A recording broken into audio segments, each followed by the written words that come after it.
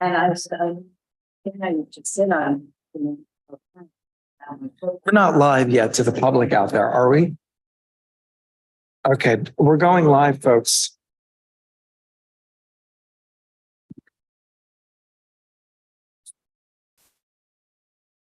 Uh-oh, could we look at that, gentlemen? Ms. Cripe's mic.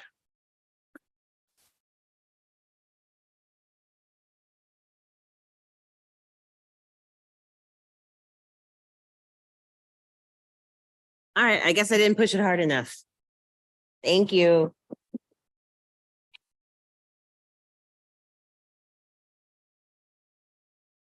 One little sign.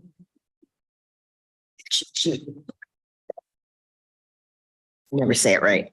I'm an influencer. Okay, are we all set and ready to go? No. Oh, Okay. yeah, The yeah, website? yeah, like, yeah. Great. Mhm. These two are the MDMA. Let us know when you're ready to go live. I'll read the statement. You got it. We're live? Okay. Okay. Pursuant to Section 5, Chapter 231, Public Law 1975, this is to state for the record that adequate notice of this meeting has been provided to the public by posting and maintaining the annual notice of regular meetings on the bulletin board of the municipal building, by mailing the annual notice of regular meetings for 2023 to the News Record and Star Ledger in December 2022, and by filing said notice in the office of the Township Clerk. Adams. Scribe. Here. Luca. Here. Mayor Daffus.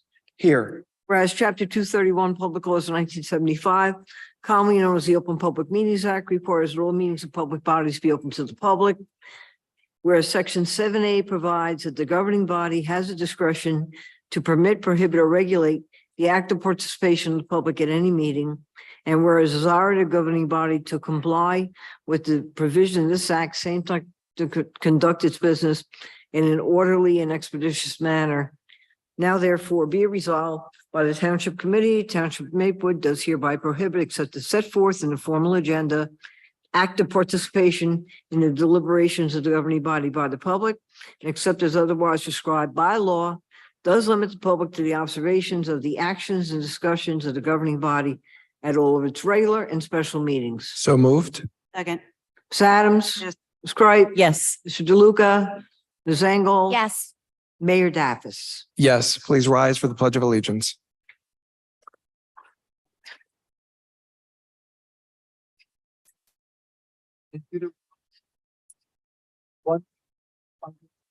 Indivisible, with liberty and justice for all.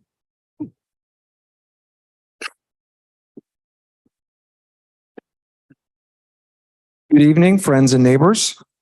Thank you to those of us who are here in person, joining us live, and to those of you out there who are joining us online. We had a good agenda tonight. The key agenda topic is the adoption of our 2023 budget as amended, as introduced, amended at the last meeting. We're excited about that. We're going to begin tonight with a few proclamations. Mostly public health related, very important to raise issues about these public health issues. That will bring us to our first public comment session. We have 2 public comments each Township Committee meeting. The first one is only for agenda items only. Then the budget. Then we will get to the introduction of a few new ordinances. You'll see some things related to prohibiting parking on certain areas during certain times.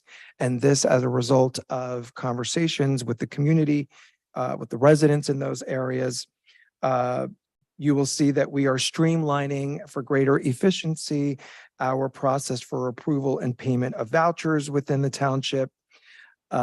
We will also look to repealing our local pay-to-play ordinance. And when we get to that, I will ask Township Administrator to explain what that means, because I would say for the public and those not in the know, that sounds a bit nefarious, pay to play. But there has been a new state law and we are preempted from doing what we were doing before. And Township Administrator Wary will explain that further. We will officially introduce an ordinance tonight to dissolve the Township of Maplewoods Fire Department. And why is that? Again, for anyone who hasn't been paying attention or for new residents, that is because we have a shared fire department now called the South Essex Fire Department. We share the fire department with South Orange. The department is up and running, live and fully operational. That will bring us to administrative reports. We always start with the administrator, followed by the attorney, our township attorney, Mr. Desiderio, and our township clerk, Ms. Fritzen, goes last. Reports from elected officials tonight will follow the following order as published. Deputy Mayor Engel, Committee Member DeLuca, Committee Member Kripe, Committee Member Adams, and I always go last as the chair. We have 3 discussion items tonight. Committee Member DeLuca will make a proposal on park closing hours. And if you were here with us or watched us online during our last meeting, this was a good topic of community discussion. We will talk about the effects of the the school district's intentional integration initiative and what impact that is having on traffic and pedestrian patterns. And we will also talk again, as we have in previous TC meetings, talk about considering designating certain area in Maplewood Village as an area in need of redevelopment, pursuant to a study that was done and pursuant to the planning board's approving that study and recommending that the TC consider moving forward in this regard. You could see our consent agenda. I want to highlight a few things so the public knows how we're spending their money, their hard-earned tax dollars. We're extending our contract for rubbish removal. We are awarding a contract to our planner for additional study locally about development and redevelopment. We're authorizing equipment leases with the South Essex Fire Department, right? We have to figure out what the lease arrangements are for our respective equipment of the fire department now that we have a shared fire department. We are hopefully approving that our auditor help us with bank reconciliations, which we talked about very openly, transparently as the leading cause for our being late in adopting our budget this year. And that is not going to happen again next year. You see that we're purchasing a new vehicle for the police department, we keep awarding contracts for significant ADA improvements in various locations across town. Engineering services for stormwater management issues, climate change, and other contracts that relate to facilities improvement, municipal facilities improvement. Another thing here is the authorization, authorizing us to enter into a healthcare agreement for our employees with the Metropolitan Health Insurance Fund and appointing our administrator, Mr. Wary, as the fund commissioner. You'll note that resolution number 305-23, that's item 13Q, has a typo there. Important to bring this up. The resolution authorizing the addition of a bus stop along Irvington Avenue, not a stop sign. That would be different. It wouldn't be by resolution, it'd be by ordinance. All right, that's just a minor little typo there. And those were the things that I really wanted to bring to everyone's attention. So we're going to get started here, a lot to get to. First, I want to highlight the backbone of our operations here at Town Hall, someone who has been with us for decades, someone who continues to give of herself unequivocally, immeasurably, someone who has proven time and time again that she remains invaluable to us. And the state has recognized her a few months back, and we didn't have the opportunity to do this, share this with the public. I'm talking about our amazing township clerk, Liz Fritzen, of course. She was recognized by the New Jersey State Association of Municipal Clerks for her dedication, her commitment, her professionalism, her excellence. And of course, by a local resolution and proclamation, special proclamation, we honored you accordingly back in April, Ms. Fritzen, and we want to share with the public, and we want to stand and clap and salute you. Thank you.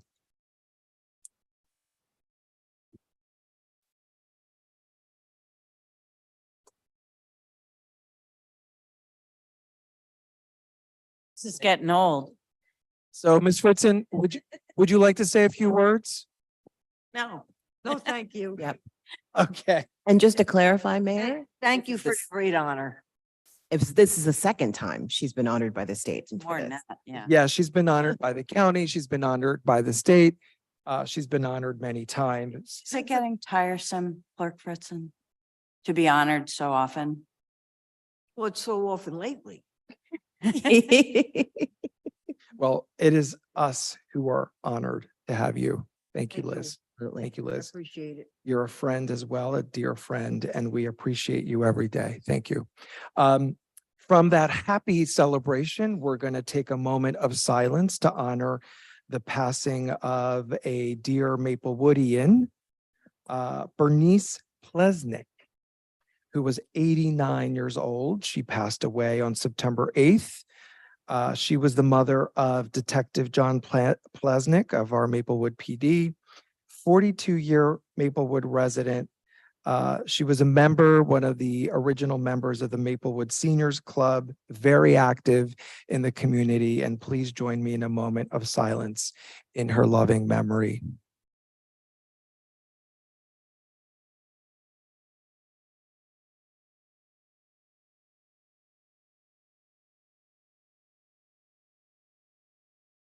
Thank you.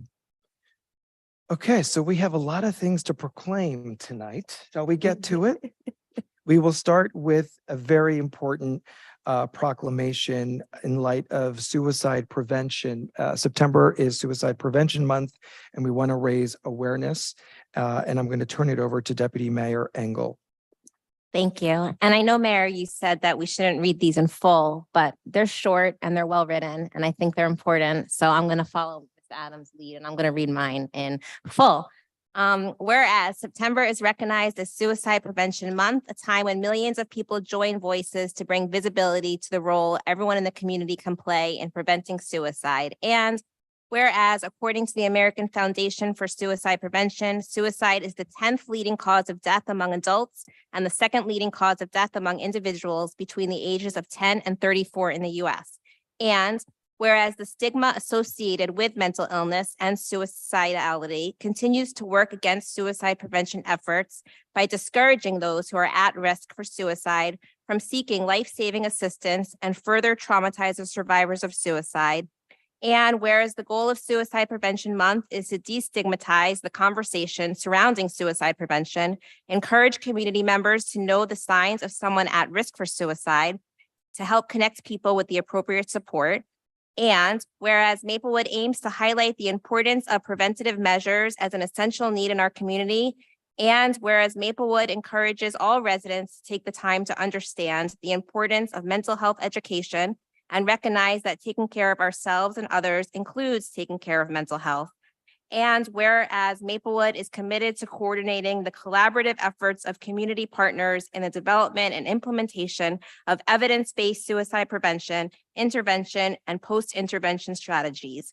Now, therefore, be it resolved that I, Deborah Engel, on behalf of Mayor Dean Daffis and the entire Township Committee, do hereby proclaim the month of September as Suicide Prevention Month. Thank you, Deputy Mayor Engel. Very important to raise awareness. The new national hotline is 988. And for certain populations who require additional support, I'm thinking about our LGBTQ students out there. We have had LGBTQ suicides, I'm afraid, in our school district here in Maplewood. And please connect. And our website is also fulsome with a lot of resources in this area. And also the Trevor Project in particular does a really good job of providing support and someone to talk to. Having someone to talk to, it really, really is critical. It does save lives. Okay, from there, we're going to move, again, Deputy Mayor Engel will walk us through the Childhood Cancer Awareness Month proclamation. Whereas after an initial proclamation was signed by then President George H.W. Bush in 1990, followed by President Obama in 2012, 2015, and 2016, in September 2019, National Childhood Cancer Awareness Month was passed by resolution to be every September. And whereas 400,000 children around the world develop cancer each year, with 43 kids in America each day expected to be diagnosed and 1 in 285 by their 20th birthday being diagnosed. And whereas cancer is the leading cause of death by disease past infancy for American children, and whereas only 6 new drugs in the past 3 decades have been exclusively made to fight childhood cancer, and most standard treatments utilized were approved within the 1980s, and whereas more than 95% of survivors experience significant health-related issues by 45 due to current treatment options, and whereas in the United States, the federal government allocates less than 4% of its research to funding cancers that affect children. Now, therefore, be it resolved that I, Deb Engel, Deputy Mayor of the Township of Maplewood, on behalf of Mayor Daffis and the entire Maplewood Township Committee, proclaim that September is Childhood Cancer Awareness Month. With the rest of the Township Committee, I advocate for all citizens to be proactive about medical treatment and prevention, as 44% of childhood cancer cases worldwide are never diagnosed. So it is upon us, the parents, uncles, aunts, cousins, neighbors, caregivers, whichever title you hold in a person's life, to be proactive. Speak out, talk to your representatives, and if you're able to, donate to organizations on the front line of the fight. Thank you, Deputy Mayor. We'll move over to Ovarian Cancer Awareness Month, and Committee Member Adams will walk us through that proclamation. Thank you, Mayor. As someone who has survived cancer and breast cancer several years ago, this is, I kind of always get the women cancer proclamations as a result, but I'm happy to read it because it is just terribly under-researched, underfunded, in the research, as are many, as I harp on during Women's History Month, as are many women's diseases and things that kill women. So I will read the Ovarian Cancer Awareness Month proclamation. Whereas while ovarian cancer is considered rare, it affects 1.3% of women at some point in their life. An estimated 13,000 plus are expected to die from the disease in the United States this year, and almost 20,000 will be diagnosed. And whereas currently there is not a way to detect it, not a definitive method to screen or test for early detection beyond surgical biopsy. However, like breast cancer, a family history of mutations in the BRCA1 and BRCA2 genes can indicate the potential for ovarian cancer. And whereas considering symptoms include common feelings that all people have, especially women, like bloating, pelvic or abdominal pain, difficulty eating, alongside urinary symptoms, it's important to make the public aware that if these symptoms last for more than 2 weeks and are new or unusual, they should see a gynecologist immediately. And whereas ovarian cancer can often go untreated until it's in an advanced stage, and at that stage, a 5-year survival rate is only 50%.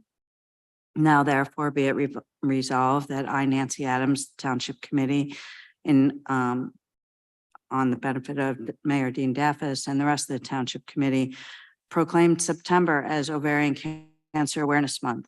Together with the rest of us up here on the dais, I implore all citizens to educate yourself of the symptoms if you have the ability to learn your family medical history and advocate for your loved ones and advocate for yourselves. Thank you, Mayor. Thank you, Committee Member Adams. You have been very public, sharing your personal story of survival And I want to thank you for doing that and for your continued strength and leadership in this area.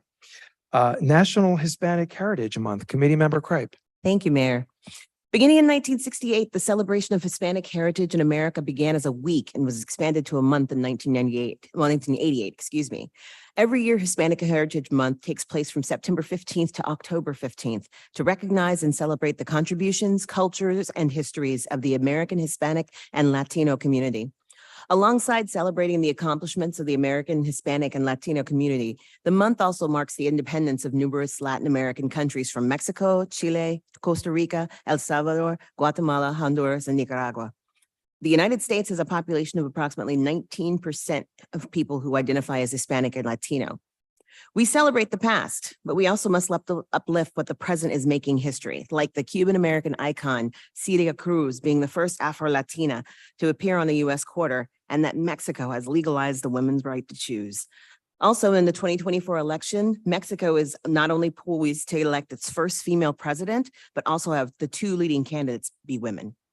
Now, therefore, be it resolved on behalf of Dean Daffis, the mayor of Township of Maplewood, and on behalf of the Township Committee, we proclaim that September is Hispanic Heritage Month. Together with the rest of the Township Committee, I advocate for all citizens to learn about the culture, the history, and those in our own communities.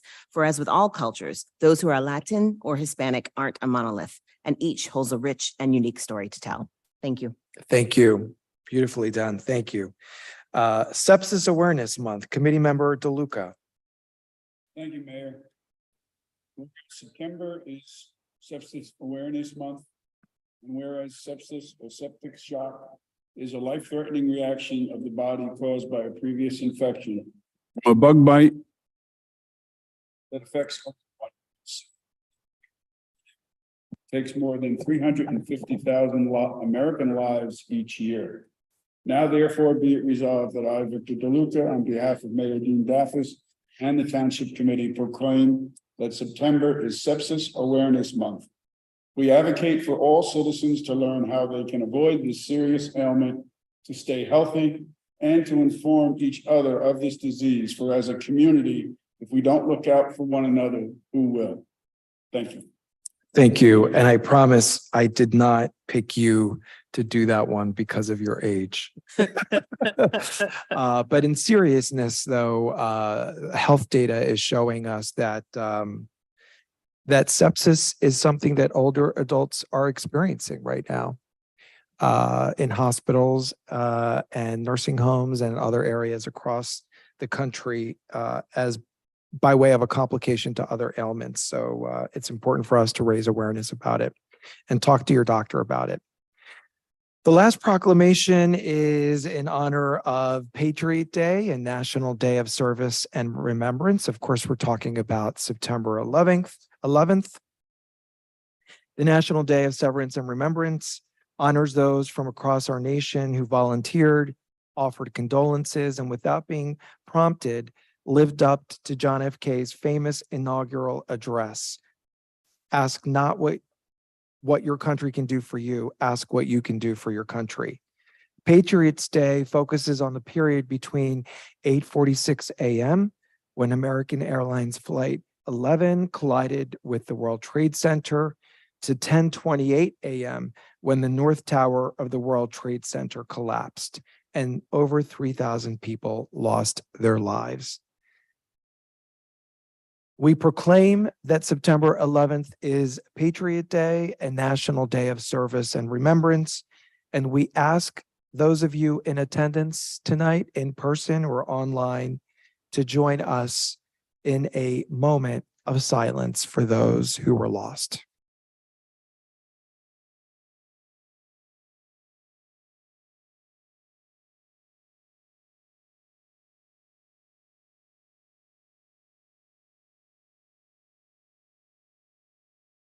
Thank you.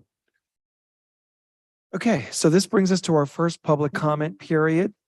This is for agenda items only. You will have 3 minutes to make your remarks. We ask that you begin by introducing yourself, first name, last name. and that you give us your address.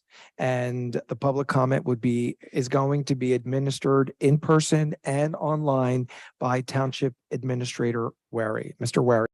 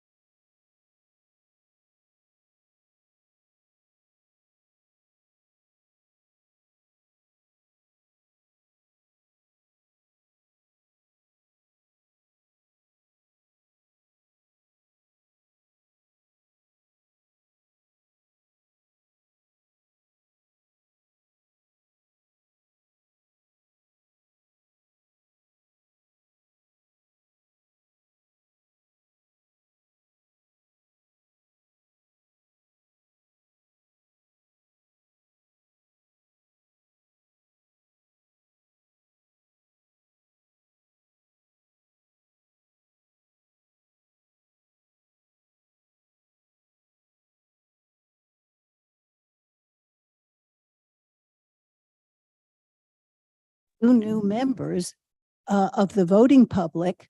So it was very profitable and we're delighted to be part of it. Ms. Barbaro, you want to say who you are for the public I'm record? sorry. Nothing to be sorry Hello, about. world. I'm Michelle Barbaro, Bobrow, 51 Coolidge Road.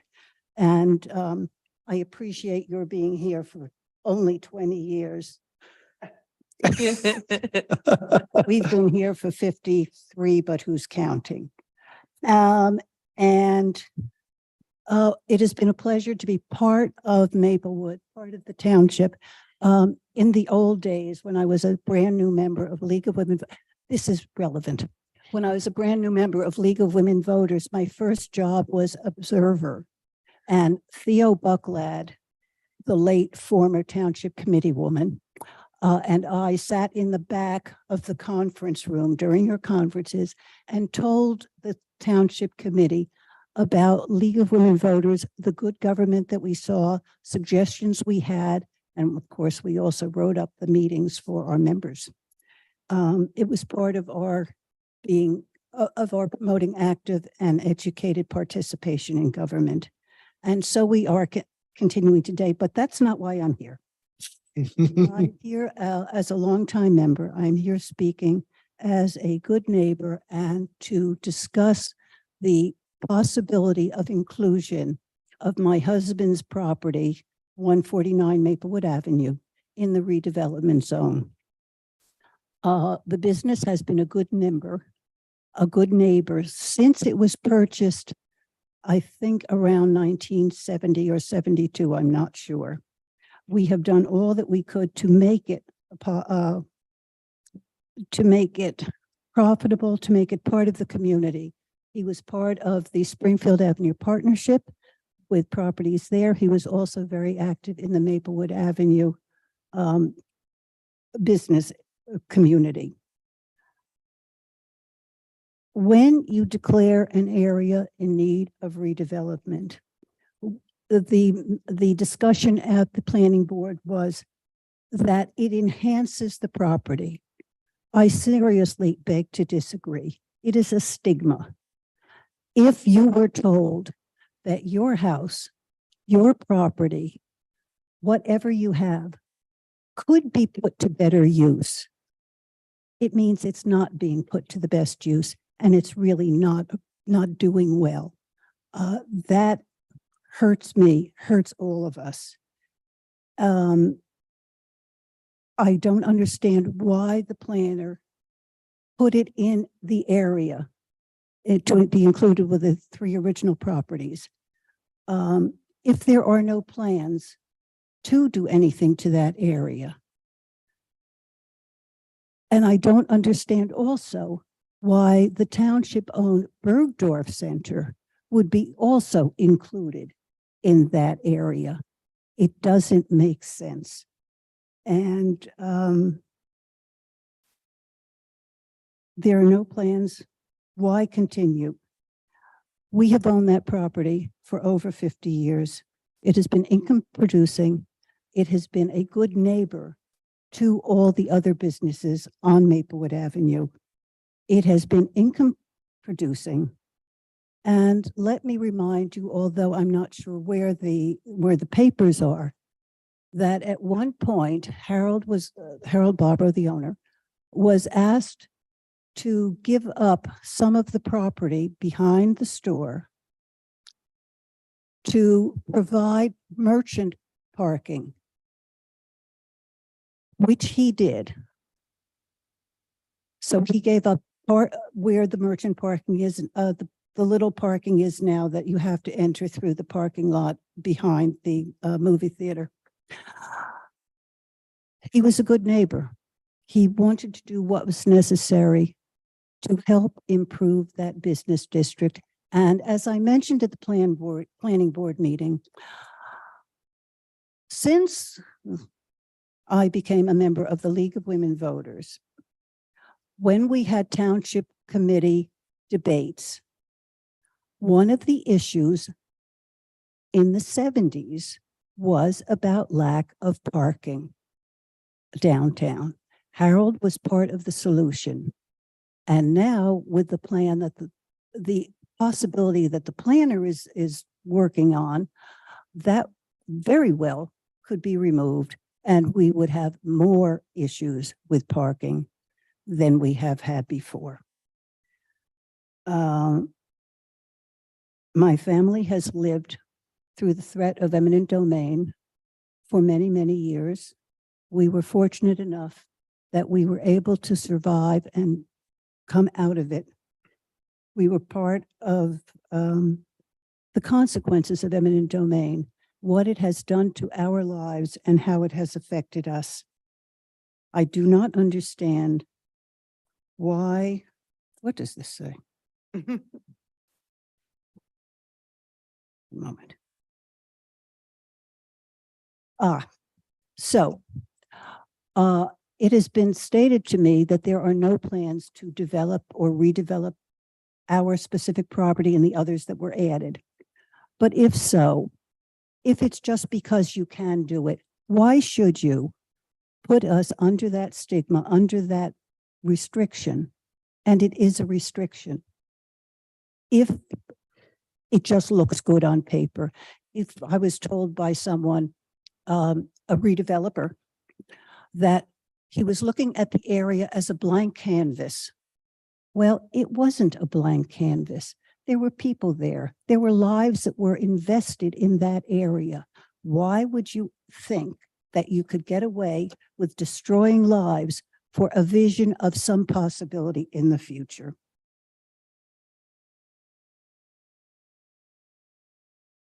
Next time I'm going to write everything out. And therefore, and so in conclusion, let me ask you, I'm done. Let me. Timing you. Well, there was another governing body that did cut off the mic, but it's because my notes are so dreadful. Let me again state that just because you can does not mean you should. I urge you to reconsider. Thank you. Thank you. Thank you for your comments, Ms. Barbaro. And you and I engaged on this at the planning board, I think, last week, and where you made equally eloquent remarks, and you talked a little bit about your history. And we will discuss this in the discussion agenda coming. I will state right now, in case we lose people online or anyone in person, the redevelopment designation, if there is one, is a non-condemnation redevelopment designation. So no eminent domain. Why are we even considering this? Every municipality, as you said, has the power to look at redevelopment as an opportunity to spur continued vitality and development where it needs it. And another reason why any town or municipality would exercise its rights to redevelopment designation is because it gives the township or the municipality power and control over what ends up happening there, especially as in this instance, when we're talking about private properties, right? So we are having this discussion before there's a deal signed with a redeveloper and a property owner, not you, but adjoining. And before we miss the bus or the train on what that looks like. This area, we were inspired. Again, what inspired us to do this? Someone asked this question. It's a pertinent question, again, for transparency with the public. We were inspired to look at this through our planner because of the vacancy at Maplewood Theater, because of the vacancy at the Bank of America building. The Maplewood Theater building in particular is in need of serious rehabilitation. And we haven't been able, or the parties that have been talking to each other with the owner have not been able to make anything happen there, including perhaps bringing back the theater in some sort of smaller capacity, which may or may not be economically viable. We see what's happening with national chains of theaters across the country, right? So that is what inspired us.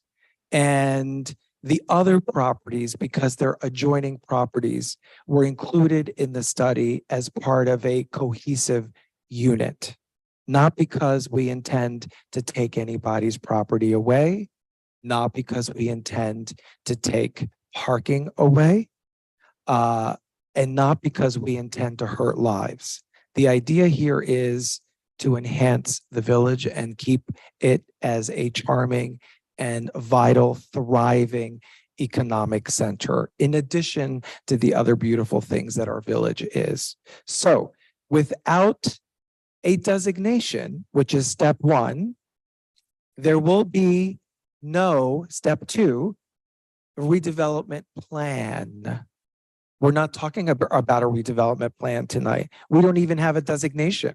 That's what the vote is going to be about if we have a vote tonight, right? Without a redevelopment plan, we have no say in whatever happens there. Private owners can strike a deal. Even an owner, not yourself, Ms. Bobrow, perhaps, but another owner in the vicinity in one of the included lots may say right now, I'm not interested in selling, but they may receive a deal that's too good to pass up, especially in this current market, right? The unsteady market. So what we're trying to do is to be proactive. And if we are to designate and get to the next step, certainly our process of putting a plan together is going to be inclusive. It's going to include the property owners, all the relevant stakeholders. It's going to include the Historic Preservation Commission because the village is now on the National and State Register of Historic Places. And it is going to be thoughtful and equitable. And as someone who's been involved in parking discussions as the longstanding liaison for the MVA, the Maplewood Village Alliance, which is the special district in the village, special business district, I can tell you that parking is something that we keep talking about. And that too could end up being something that we get or ask for in terms of a community benefit from any redevelopment that ends up happening. Another possibility is looking at, again, as part of a plan or an agreement with a redeveloper. When we get to that, if we get to that, Rickleton Square.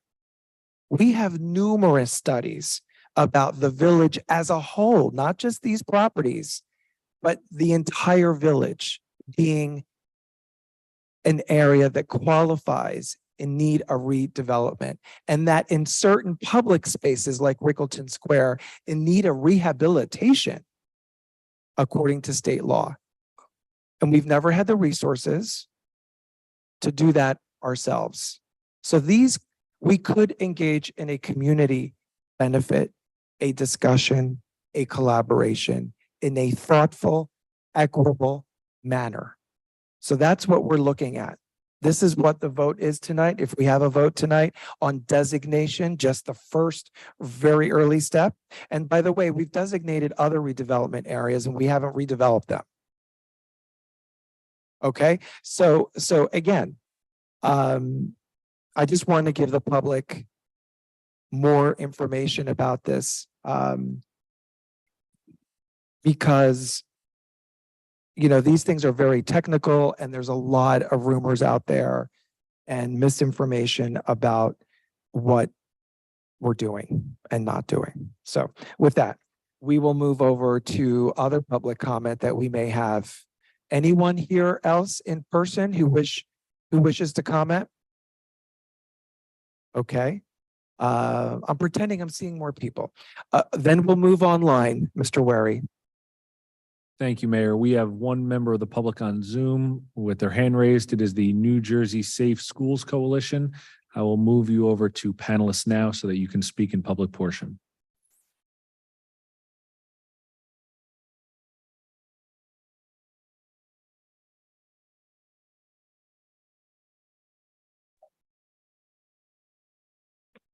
Hi, good evening. Good evening, Shannon Cuddle. Yes, hi, sorry. It's good to see you, Shan. Shan, would you kindly up your mic or your volume? Yeah, sorry. There you go. You sound great now. Welcome. Okay. Hi, everyone. Good evening. My apologies. I wasn't sure what Zoom I signed into. Versus my personal, but my name is Shannon Cuddle. I'm a Maplewood resident, and I'm here for Public Speaks for a couple of things. One, I just want to thank the Township Committee for being able to uplift very important proclamations tonight, including whether it's sepsis or cancer awareness, and also Latin Heritage Month, but also Suicide Prevention Month. As you said, Mayor Dean Daffis, September is a suicide prevention month, and I think it's prudent as we're heading into October, which is bullying prevention and awareness month. Just to additionally highlight some more things about the importance of suicide prevention month. And one of those is the fact that in a recent Trevor Project study that just came out recently, about a month ago, 41% of LGBT youth have considered suicide. Of that, the Trevor Project survey of students across the country also showed that schools that had welcoming, safe schools environments that were inclusive and gender affirming had lower rates of suicide ideation reported. I also want to point out too that 1 in 3 LGBTQ plus persons reported in the Trevor Project survey said that their mental health was poor due to anti-LGBT rhetoric online and offline, and anti-LGBT legislation and anti-LGBT policies that had been adopted in their schools, communities, and statewide.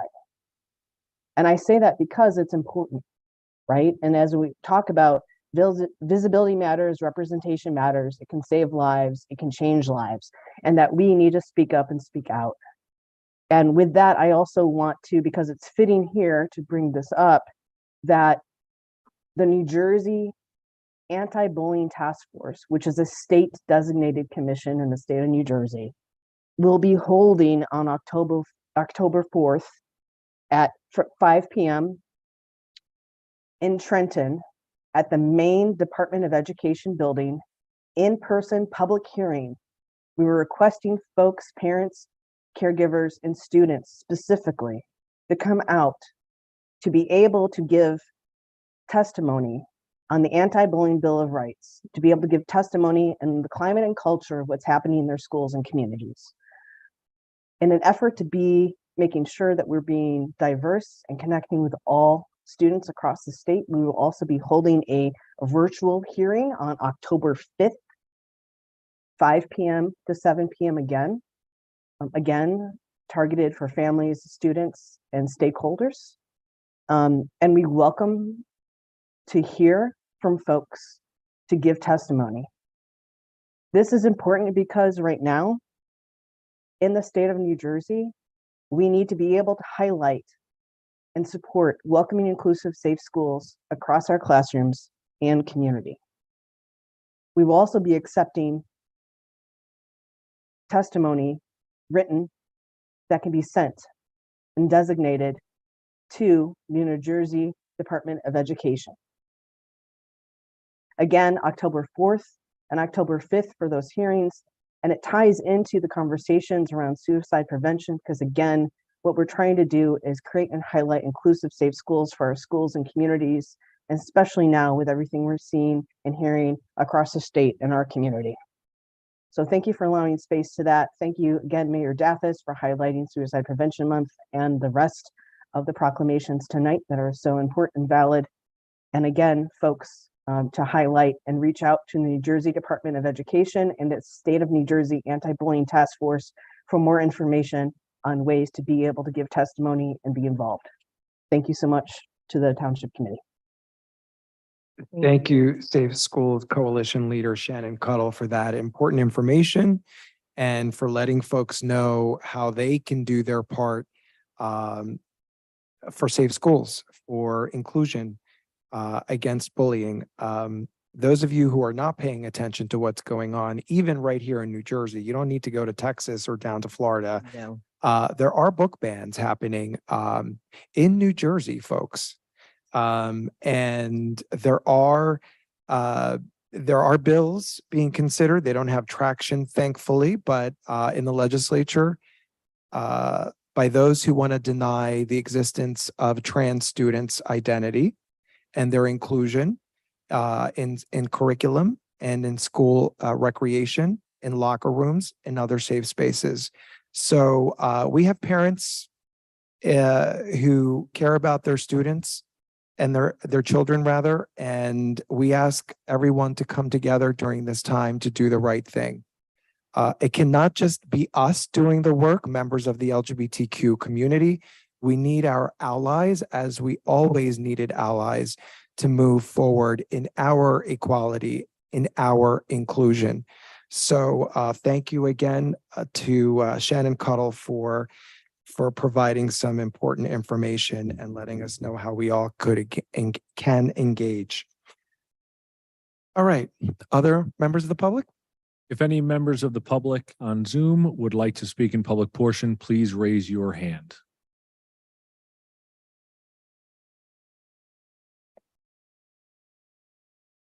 I see no other hands, Mayor.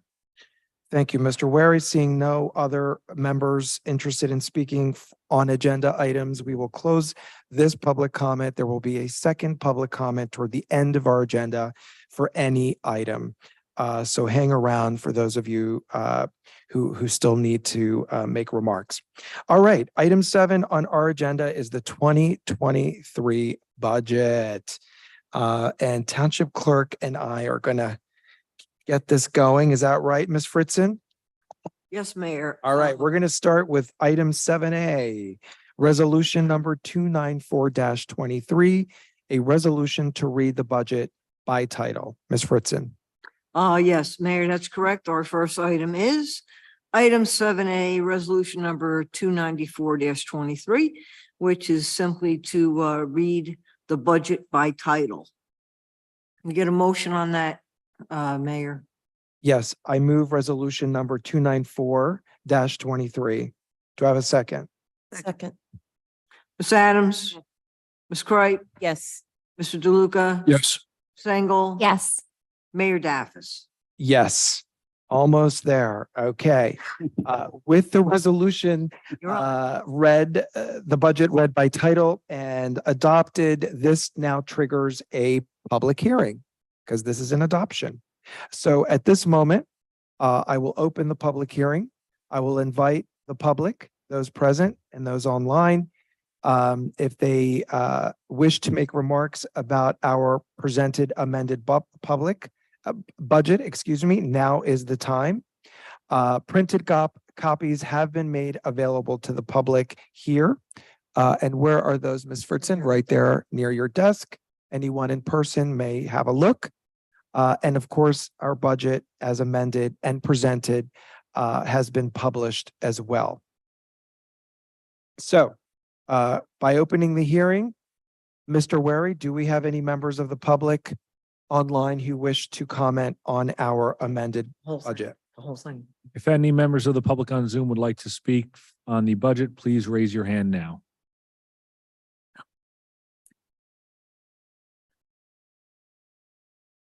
Mayor, I see no hands raised. Okay, seeing none online, we will invite members of the public with us in person. Is there a member of the public in person this evening who wishes to comment on our amended 2023 municipal budget? Okay. Seeing none, I will entertain a motion to close the public hearing. Mayor, I move that the hearing be closed. Second. Ms. Adams? Yes. Cripe? Yes. Mr. DeLuca? Yes. Sengel? Yes. Mayor Daffis? Yes, thank you. So with that, we will get to a resolution 295-23, Ms. Fritzen. Yes, Mayor.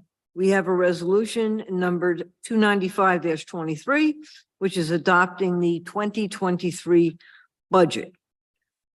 I will move adoption of resolution 295-23, adopting our amended 2023 municipal budget. Do I have a second, Ms. Engel? Second. Ms. Adams? Yes. Ms. Cripe? Yes. Mr. DeLuca? Yes. Sengel? Yes. Mayor Daffis? Yes, congratulations, TC. We did it. Resolution is adopted. All right. All right. Not a laughing matter. Not a laughing matter. No. Not a laughing matter. And we will do better next year, right, Mr. Wary? Yes, Mayor. Okay. Your honeymoon is over now. That's correct. Okay. All right. So we're going to move over to introductions of ordinances. And we will start with ordinance 3102-23, Ms. Fritzen. Okay, Mayor, yes, these are all on introduction of an ordinance. 3102-23 is an ordinance to amend chapter 257 of the Code of the Township of Maplewood entitled Vehicles and Traffic. This ordinance will prohibit Sunday parking on Marion Terrace on the north side of the street from 6 a.m. to 6 p.m. I move the passage of this ordinance on first reading, its publication according to law. In the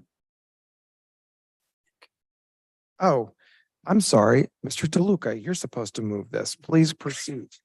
I move the passage of this ordinance on first reading, its publication according to law in the Maplewood South Orange News Record, and a hearing to be held on October 3rd, 2023.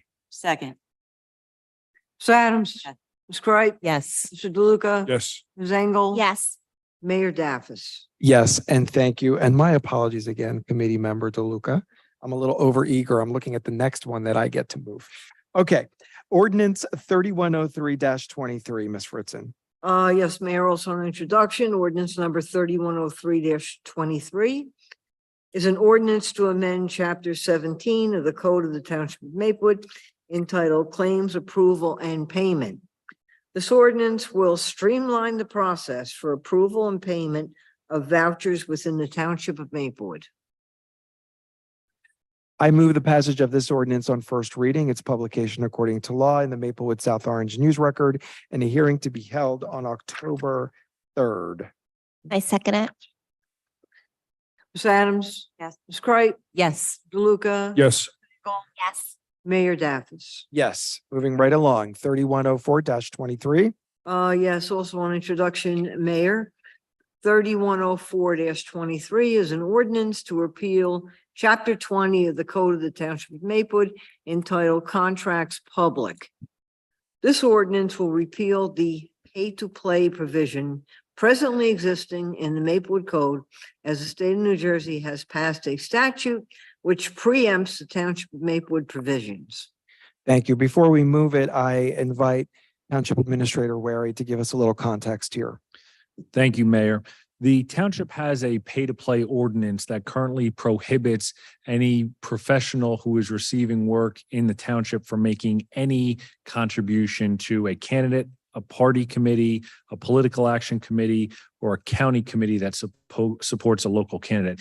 It also prohibits any contributions from redevelopers who are working with the township from making any contributions to those groups. Recently, the state passed the Election Transparency Act, which revises the previous pay-to-play laws from the state. And part of the revision is it now prohibits municipalities from having pay-to-play measures that are more restrictive than the state. And our code is more restrictive than the state. So this ordinance will repeal all of the township's pay-to-play ordinance. There, obviously, we will still be guided by the state ordinance, and the state ordinance or the state law does have restrictions, but it's like I said, it's much less restrictive than what we had here in Maine. Can you tell us a little bit more about how the state law is less restrictive? Yeah, so where previously the state law had restricted contributions, reportable contributions, which was anything over $300 to candidate committees, but also to local party committees, county party committees, other election committees. They are now solely restricting contributions directly to candidate committees. So people who are receiving contracts with the township and with any township in New Jersey are now prohibited, or excuse me, are now allowed to make reportable contributions, anything even over $200, which is the new limit, to anything but a local candidate committee. So those are the new pay-to-play rules that we will follow here. You know what the motivation was for loosening that? Like corruption isn't big enough, like we don't have enough money, politics, so we want to make it easier. Wouldn't want to speculate. Good answer. Whose bill was it? Just want to say, since Ms. Barbara was here and talking about the League of Women Voters, we crafted our strict ordinance in concert with the League of Women Voters to try to make it very clear that we did not want money in local politics. So it's a little disappointing to see the state override us. Yeah, it's more than disappointing. It is disappointing, but we are required to follow state law. We are preempted directly and explicitly, and accordingly, regretfully, I move the passage of this ordinance on first reading, its publication according to law in the Maplewood South Orange News Record, and a hearing to be held on October 3rd. I second it. Ms. Adams? Do I have to vote yes for this? It's state law. Yeah, unfortunately. Ms. Cripe, Yes. Mr. DeLuca, Yes. Engel. Yes. Mayor Daffis. Yes. Suggest that we maybe at the next meeting have a resolution to the state with our disappointment on this ridiculous law. Yeah. Most certainly. I think that's a good idea. Mr. Wary, you make note of that? I will. Yes, Mayor. Excellent. I'm making note of it too. And Ms. Bobro, how long have we at the league been talking about, getting the money out of politics? Decades. You don't have to answer. I'm just saying, it's sort of, it's just. Yeah. Publicly funded elections would be preferable. We're going to move on. Ordinance 3105-23, Ms. Fritzen. Yes, Mayor, 3105-23 is an ordinance to dissolve the Township of Maplewood Fire Department. This ordinance will dissolve the Maplewood Fire Department. I move the passage of this ordinance on its first reading, its publication according to law in the Maplewood South Orange News Record, and a hearing to be held on October 3rd, 2023. I'll second it, but I'd like to say something about it. Most certainly. Most certainly. So yes, this is a procedural Yeah. ordinance because on our books, we have the Maplewood Fire Department, but now Maplewood is in an arrangement with South Orange, a joint meeting to operate the South Essex Fire Department. So we're still providing fire services, but we have new policies now in place, and the South Essex Fire Department is governed by a separate management committee, which is made up of representatives from South Orange. Maplewood and South Orange. So on the face of this, it might sound like we're not going to be providing fire department services anymore, but that's not true. We are continuing to do so through the South Essex Fire Department, but just so that there's no confusion or no potential liabilities here, we take it off of our books. And if in fact the South Essex Fire Department did dissolve in the future, there's provisions for Maplewood to bring back its fire department. Thank you for that, Committee Member DeLuca. And again, for those of you who are new to us and just tuning in, we want to thank Committee Member DeLuca, former Mayor DeLuca, for his leadership on this shared service. This was something that Mr. DeLuca has been working on for over a decade, if not longer. And, it was a heavy lift to get to the shared service that we have. But I can assure you that when you look at the data of the South Essex Fire Department, we still respond to fires and incidents as quickly as we did before. We still provide EMS services as quickly as we did before. And the SCFD meetings, the committee meets monthly on Tuesday. What is it? The second Tuesday? Second Tuesday. The second Tuesday of each month. And those are public meetings. So you're welcome to come by and ask questions for yourself and to see the data for yourself. And again, thank you, former Mayor DeLuca, for your leadership on this this issue. And we invite more municipalities out there to do the same. Okay, administrative reports, Mr. We have Ware. to vote on it. Oh, we didn't vote on it. I'm sorry. Yes. Ms. Adams, Yes. Ms. Cripe, Yes. Mr. DeLuca, Yes. Engel. Yes.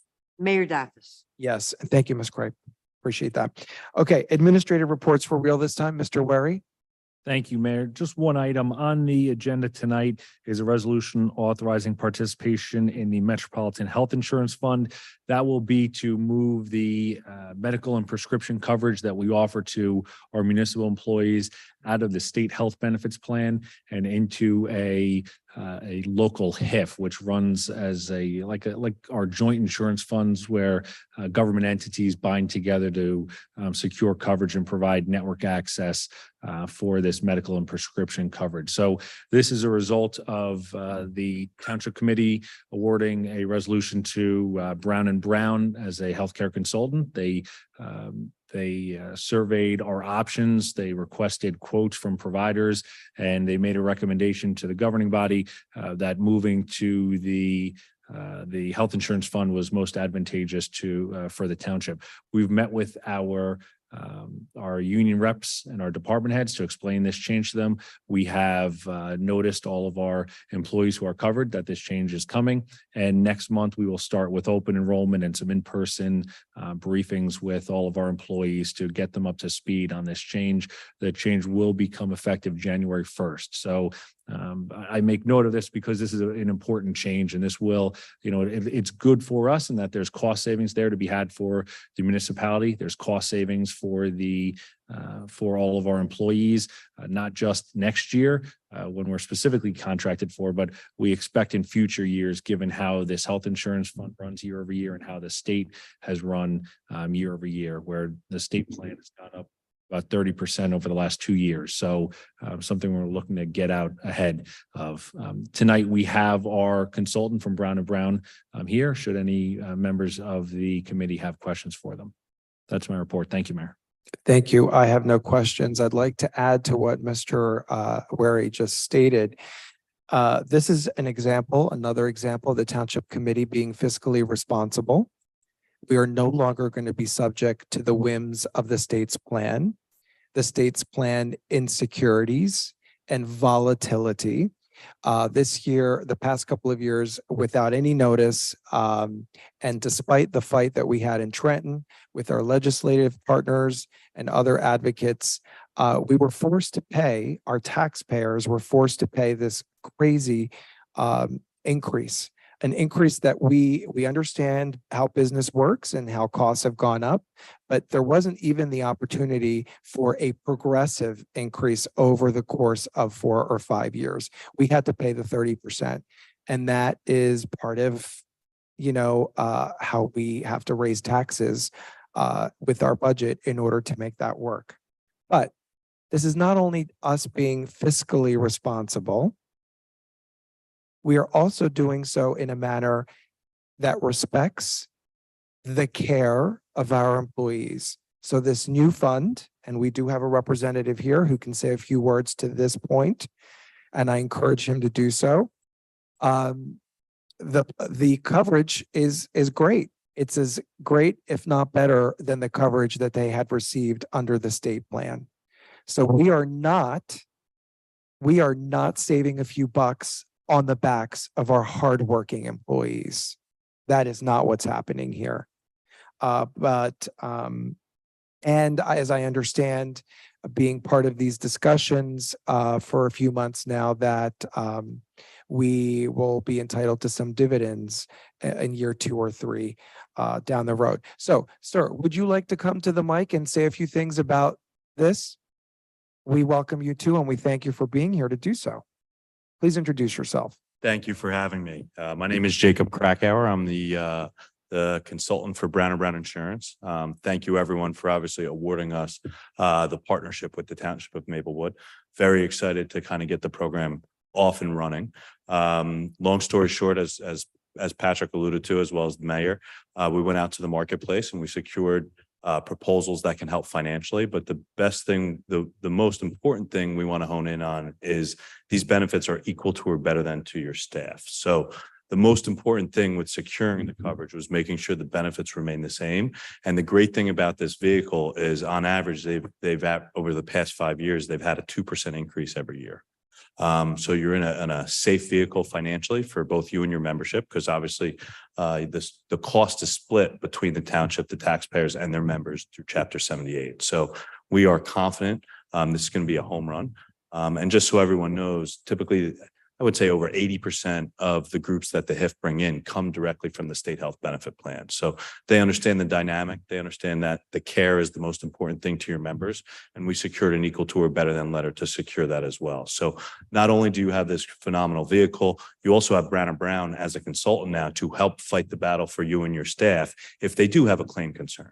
I know under the current model with the SHBP, there's really no resources here to help your members fight or appeal maybe a decision on something that probably should have been approved, right? The one thing you have to remember is now you have an additional resource with Brown & Brown that can help fight that battle for your members to make sure they're getting the best care possible.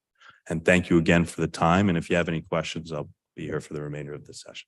Thank you. Any questions from the Township I Committee? do have one question.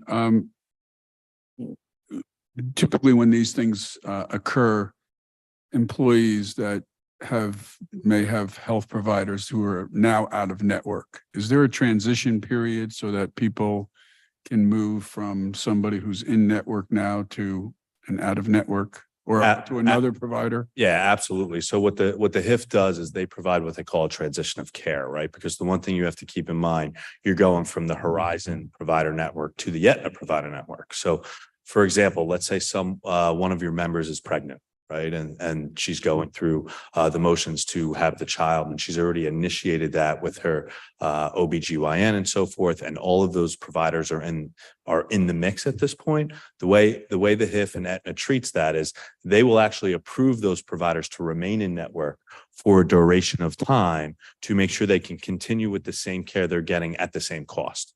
Okay, so even if that provider does fall out of network, they do have a process, what they call transition of care, where that provider will be approved at the in-network benefit until obviously the services are finalized for what they need for that. So there are vehicles in place to do that.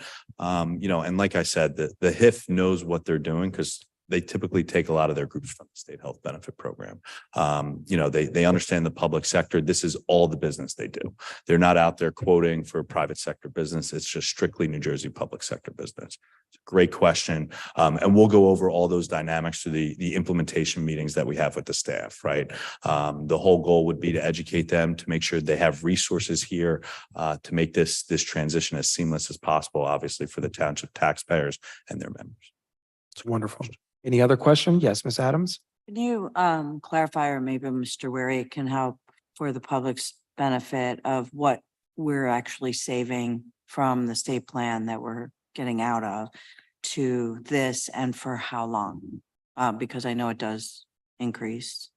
If I remember right, it's been a couple months. So the plan just for next year, we have a proposal from the health insurance fund, the HIF, for next year compared to the state health benefit plan. Will save a little over $100,000 just in what we would pay in premiums.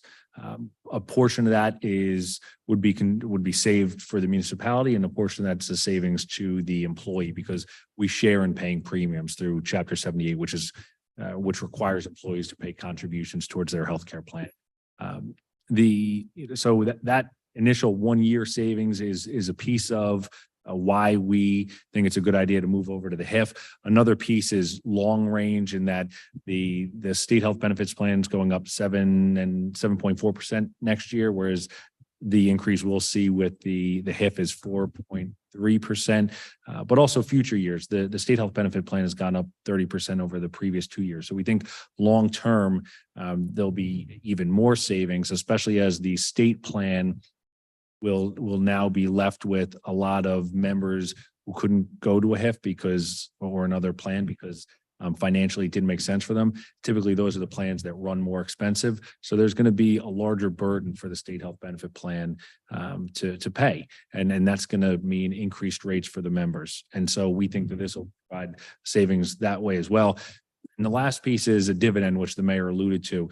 The HIF is a program that's a joining of government entities, and it should there be savings there where they take in our premium payments, but they're not expended for doctors and for prescriptions, that savings that they see is paid out in dividends back to the municipality. So those are payments that will be received by us and can be shared between us and our members in the same, rate which we contribute.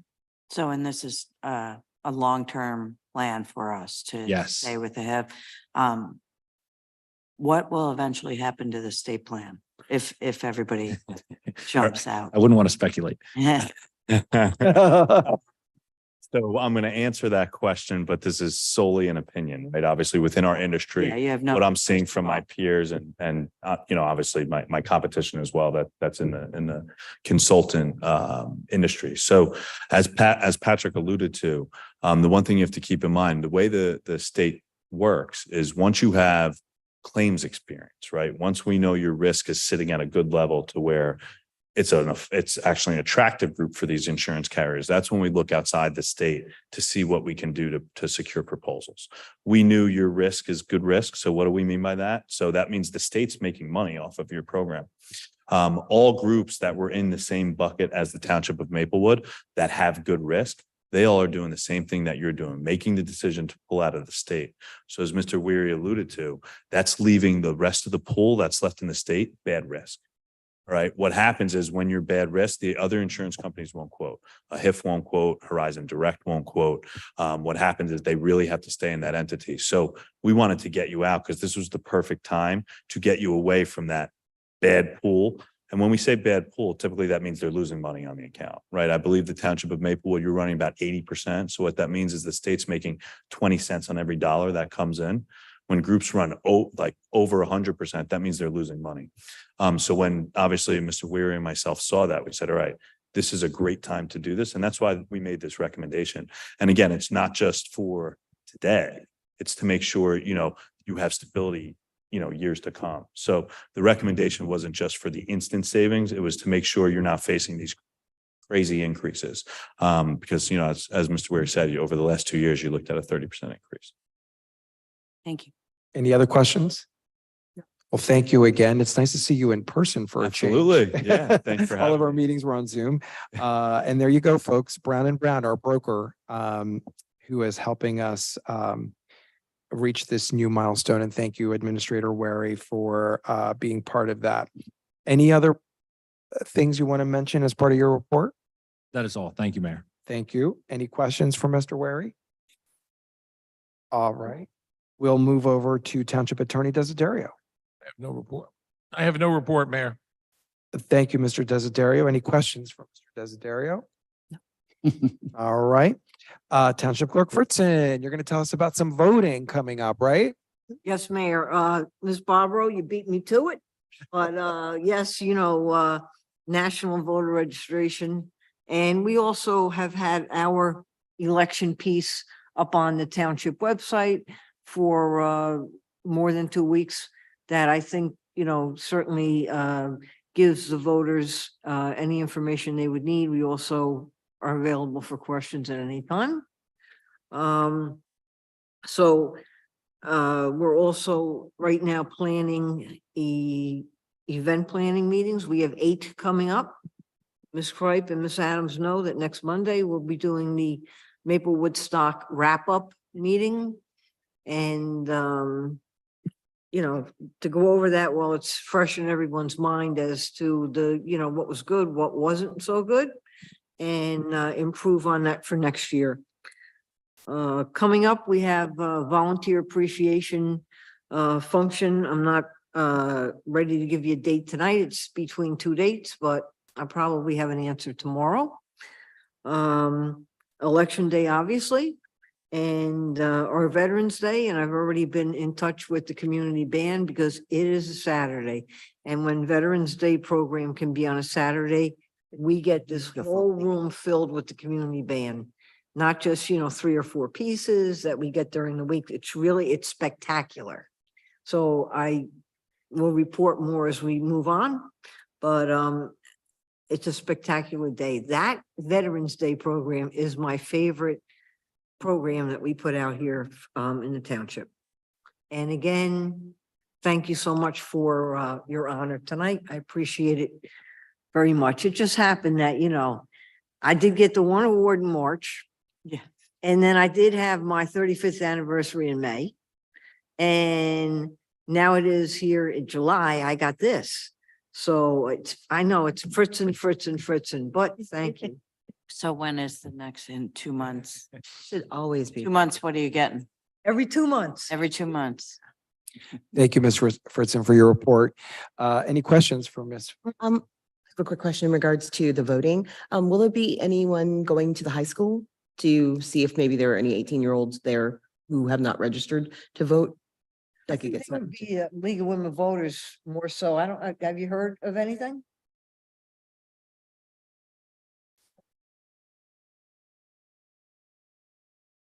Awesome. All right, you know what, we'll look into that and Ms. Barbara and I, and we'll get an answer back to the Township Committee. Thank you. I have a question. Are there any polling location changes for Election Day this year? No, Thank you. And then can we just remind residents that the deadline to register to vote is October 17th? Is that correct? October 17th. Thank you. And Correct. for mail-in ballots, it's a week before Election Day? yes, And early voting. A weekend before Friday, Saturday, and Sunday before Election Day? Is that early voting?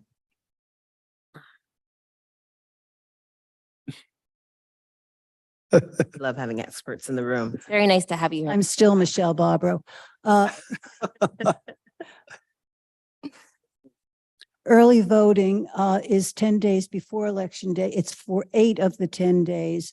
Monday through Saturday, early voting is from 8 in the morning, It's 10, 10 to 8. 10 to 8, 10 to Sunday 6. is 10 to 6.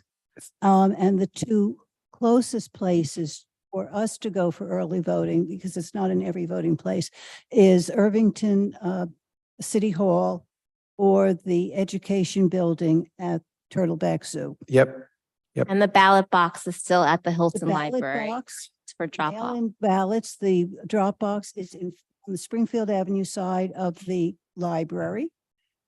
And for information, aside from asking either myself or the clerk, you can go to elections.nj.gov. Yes. Questions? Thank you all. See you at the polls. Thank you.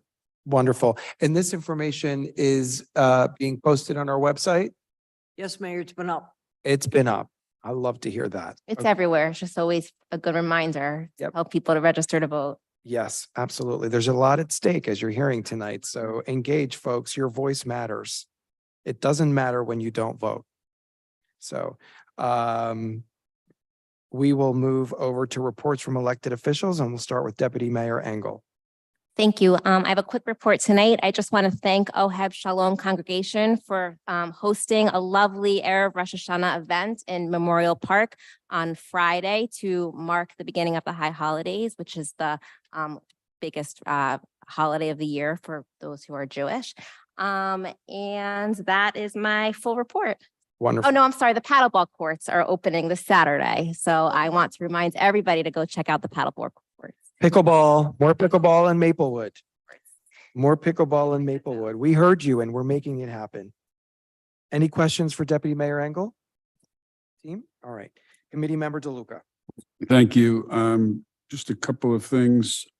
This Thursday night at 7:30 at the Community Center in DeHart Park, we'll be having a meeting or just the topic at the Hilton Neighborhood Association meeting will be our community energy plan. We'll have representatives from the Rutgers Green Building School there to make presentation. And so we will also have our local folks doing that. And this Saturday, the Environmental Advisory Committee and the Hilton Neighborhood Association are going to be doing a Lightning Brook cleanup, and we're going to be meeting on 44th Street, 44th Street.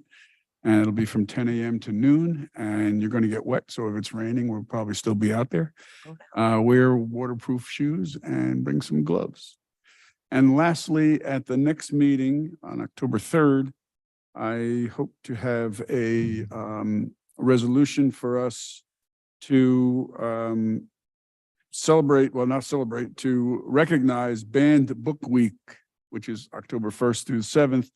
And with the library, we are going to be declaring the library a sanctuary book facility and then we would like the town to do that also. So we will have a resolution which basically says that as a book sanctuary, no book shall be banned, endangered books shall be protected, and all types of books shall be made accessible to all without regard to their content. So we will bring that back in October, and that's it. I love it. I love it. Any questions for Committee Member DeLuca? All right, we'll move over to Committee Member Kripe, who is ready to go, I can tell. I am happy to say that I have no report. All right, I know you were away. How is Alice doing? Fully settled into college? She will not return my calls. She's doing great. Terrific. All right. Committee Member Adams. Mayor, other than meditation, Maplewood Meditates is in Memorial Park this Saturday, along with a zillion other things going up to that, at 4 o'clock to 5 o'clock PM, if you need some meditation, which I think many of us could use. And we have a couple of things brewing at Code Committee that'll be on for discussion at the next meeting. So I'll leave it there, and the rest is no more to report. Thank you. Any questions for Committee Member Adams? All right. And I go last. I have a couple things. All right, we'll start with a couple of serious matters. Here I go. All right, so listen, we've been paying attention to our commuters. It's been a tough summer of commuting in and out of Maplewood on NJT. There have been multiple disruptions in service. In fact, between mid-June and as of the present day, there have been 31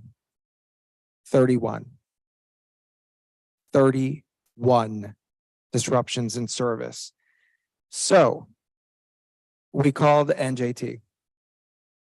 And I want to thank some of our legislative partners in this regard in getting us a very quick meeting with NJT.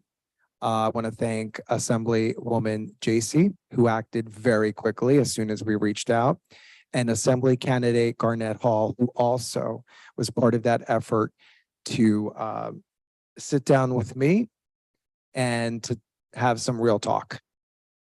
So, 31 disruptions in service. The majority of those disruptions, one of the most contributing factors, service was disrupted because of fallen limbs of trees or fallen trees, storm-related and other.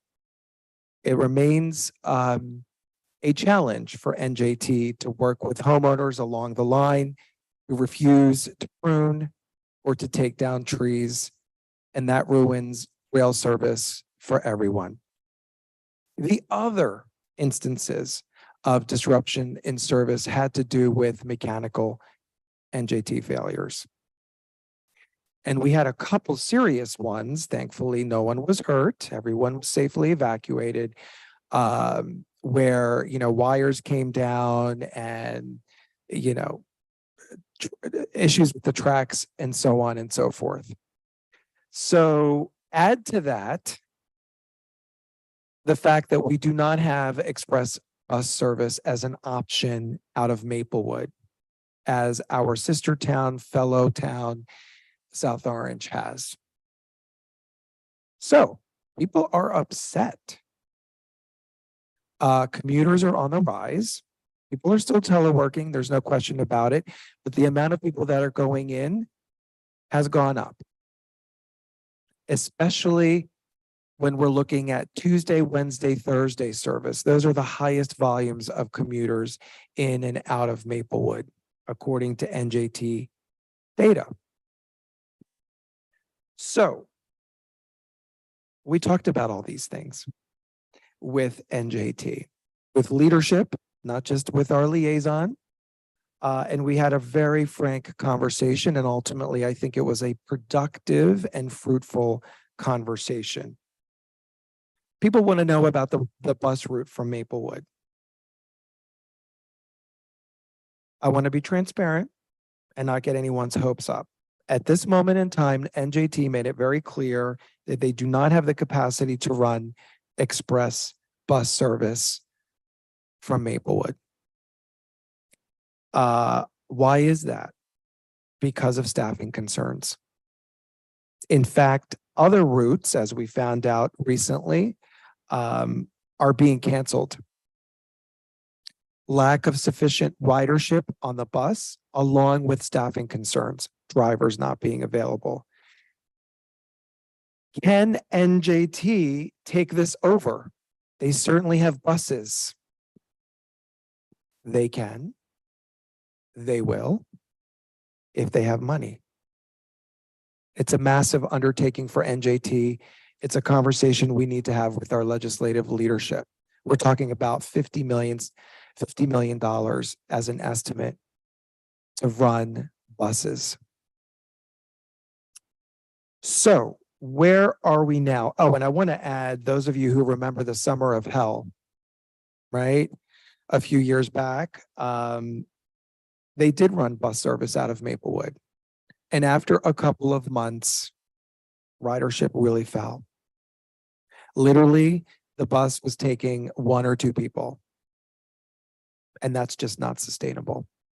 And that hurts us, right? Because they think about that when we ran that pilot as something that's part of their calculation.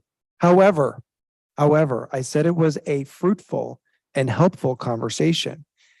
What are they doing about it to help us? It wasn't just, no, we can't do this, see you later. We're going to keep talking. They're looking at partnerships with Zipcar at different locations. Again, the conversation with the legislature, especially as not too long from now, we're going to be talking about the next state budget, right? So we'll keep doing advocacy. I also learned that Westfield has a boxcar private operator service. It's a dynamic pricing kind of model. I don't know if that would be something that our Maplewoodian commuters would care for, but I'm going to get more information about that and report about it rather at the next meeting. So we understand that people are hurting out there. It creates massive inconveniences. We're going to talk about the school district in a second and the different openings of the schools and how to get there and drop your kid and get to work on time in the city. You know, we understand the stresses that parents are under. We do not discount them, and we will continue pushing this forward visibly and firmly with NJT. And hopefully we will get to a resolution. And in the meantime, I will report back about the boxcar private operator service and see if that's something that works for us. So that was number 1. Number 2, every single taxpayer in this town supports the school district. If you don't know, because you haven't heard before, because you're new in town and whatever, this is your first township committee meeting, nearly 60 cents of every dollar, of every tax dollar goes to the school district. Automatic. We can't do it. We can't change it. They get their money automatically to support the school district. Why do I bring this up? Last night, the school district held a special Board of Education meeting. It was an opportunity to report to the public where we stand in terms of equity and inclusion for our students since 3 years ago. And those of you who don't know, we're under a federal decree. We're in the process, as we're going to be talking a little bit more about, we're at stage 3 of our integration plan. And so a report was presented. And the report was sobering. The academic achievement gap is immoral. It's shameful. for our Black students. When you look at the discipline numbers, our Black students are disproportionately affected. When you dive deeper and you look at curriculum and how our students are learning, you see educational segregation, folks. So I know that some people don't want to talk about these things. It's heavy stuff. We want to watch the game. We want to have fun. We're all progressive. Yeah, sure. You don't want to talk about this heavy stuff. Well, you better talk about this heavy stuff and you better engage. Because if 3 years from now, the monitor shows data that we are not in compliance again, we will have to pay. It will hurt our school district. It will affect our state aid that we get for our schools, which is already, down here. It should be up there and it's not. Governor Murphy has been better about bringing it back up, but it's still not where it was. And what does that do? That affects all of us. It affects our properties. It affects our town in a very significant manner. So if you're one of those people who says that you moved here because of equity, if you use the word equity, you got to walk your talk. You got to come to these meetings. You can go back and watch the recording from last night. It was summarized really well. You don't have to read the 200-page report. You can just see the summary presentation. It really, really is sobering. So I hope that we can do better by our students. And as municipal partners, when we think about eliminating segregation in our town and promoting greater inclusion intentionally, we will keep doing what we've been doing in terms of housing development and home ownership opportunities for first-time homeowners and home rehabilitation, because housing is a contributing factor to educational segregation. And we will continue working with the Community Coalition on Race, which I'm so proud that we not only partner with, but we also fund, because their intentional integration work is really critical. So, book bans and policies against students and certain students not getting their fair shake. Pay attention, Maplewood. Pay attention. Get involved. Engage. All right. That was the heavy stuff. What else do I have here? Voter National Registration Day, covered. I'm going to ask for the Township Committee's support at the next meeting for a resolution in support of our nurses. Our nurses have been on the front lines in the past 3 years getting us through COVID, and they're working without a contract, and staffing levels are low, and they're striking.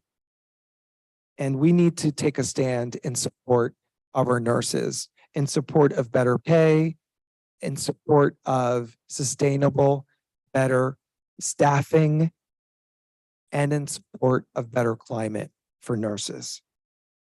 Committee member DeLuca highlighted a couple of things that are happening this weekend. I want to highlight a couple more. On Friday, please join us at 1978 Arts Center on Springfield Avenue. That's our art. We're going to have a really cool art exhibit opening. We are partnering with the ACLU of New Jersey. This is an anti-bullying and drag defense fund gala.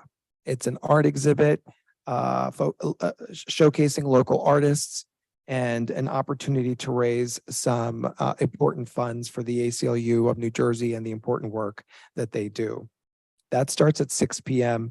Come on over. It's going to be a really fun event. And on Sunday, You may have heard that in August, we had two businesses that were attacked.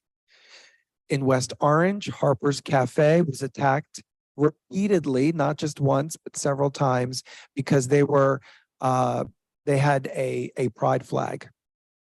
And the flag was taken down. They put a new one up, and then Harper's Cafe was vandalized. This is a Black-owned business, the owner of whom was a Maplewoodian. We need to support Harper's Cafe.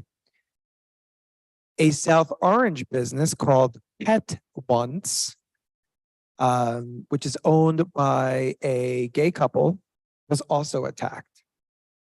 So we are going to march like we always do. We're going to get in the streets. We're going to raise our fists. We're going to wave our flags, and we're going to say, no, this is not going to happen here. So join us on Sunday starting at 9 a.m. at Harper's Cafe in West Orange. We will make signs, bring your kiddos, bring your markers. And starting at 10, we will march from there, from Harper's Cafe to Spiota Park in South Orange, where we will gather as a community, and there will be some speeches in solidarity with all of our neighbors. That is my report. Are there any questions for me? Thank you, Mayor. Not from the public, but there's going to be a public comment coming up. Yes, All right. Yeah. But I appreciate your enthusiasm. I love it.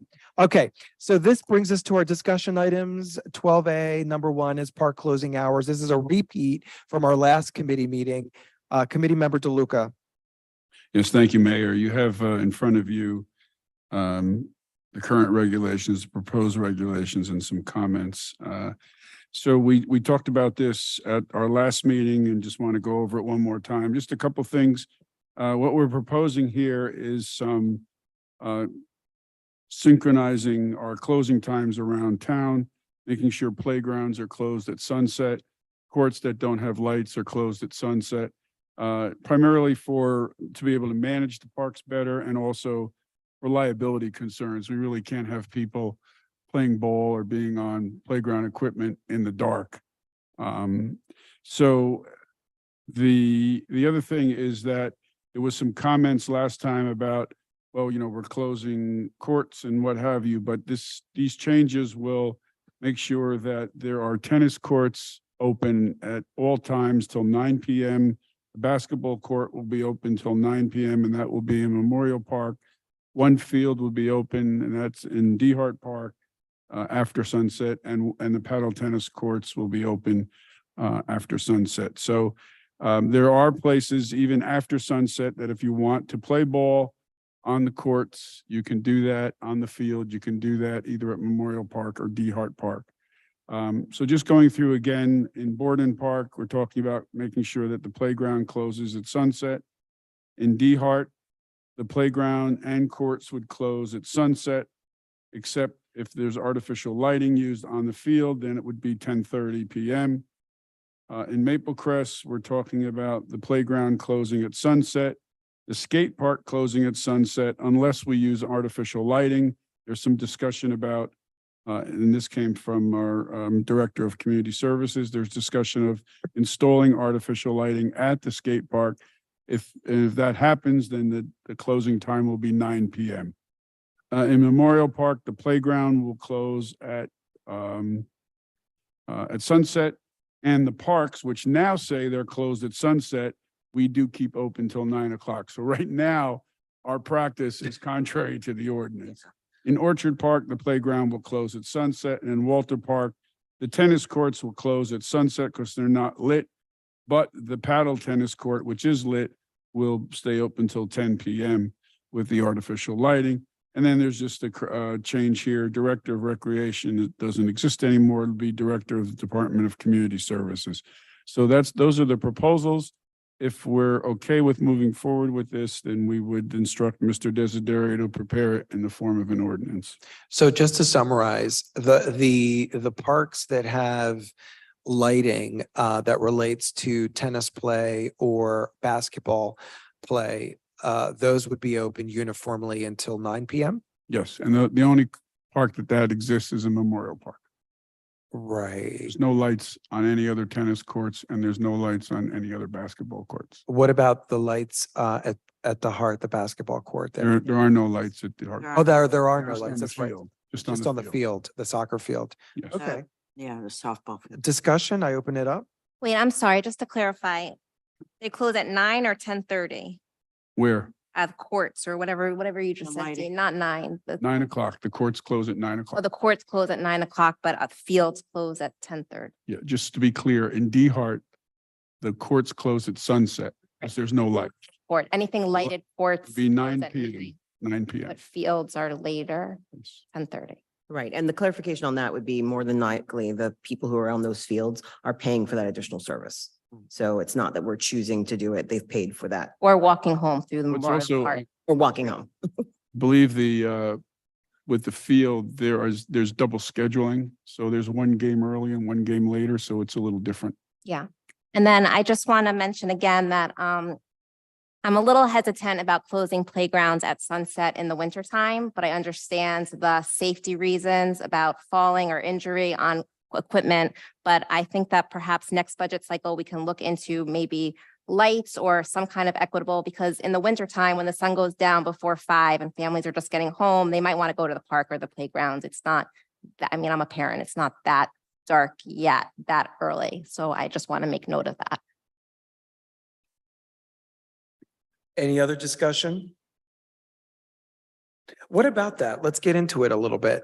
What about some of the comments that we received at the last meeting and since the last meeting by email from parents saying that closing the parks at sunset will affect kids' play and their health and wellness in the wintertime, when sunset in the wintertime is, like you said, 4:30, 5 o'clock. So just to be clear, we're not closing the parks at sunset.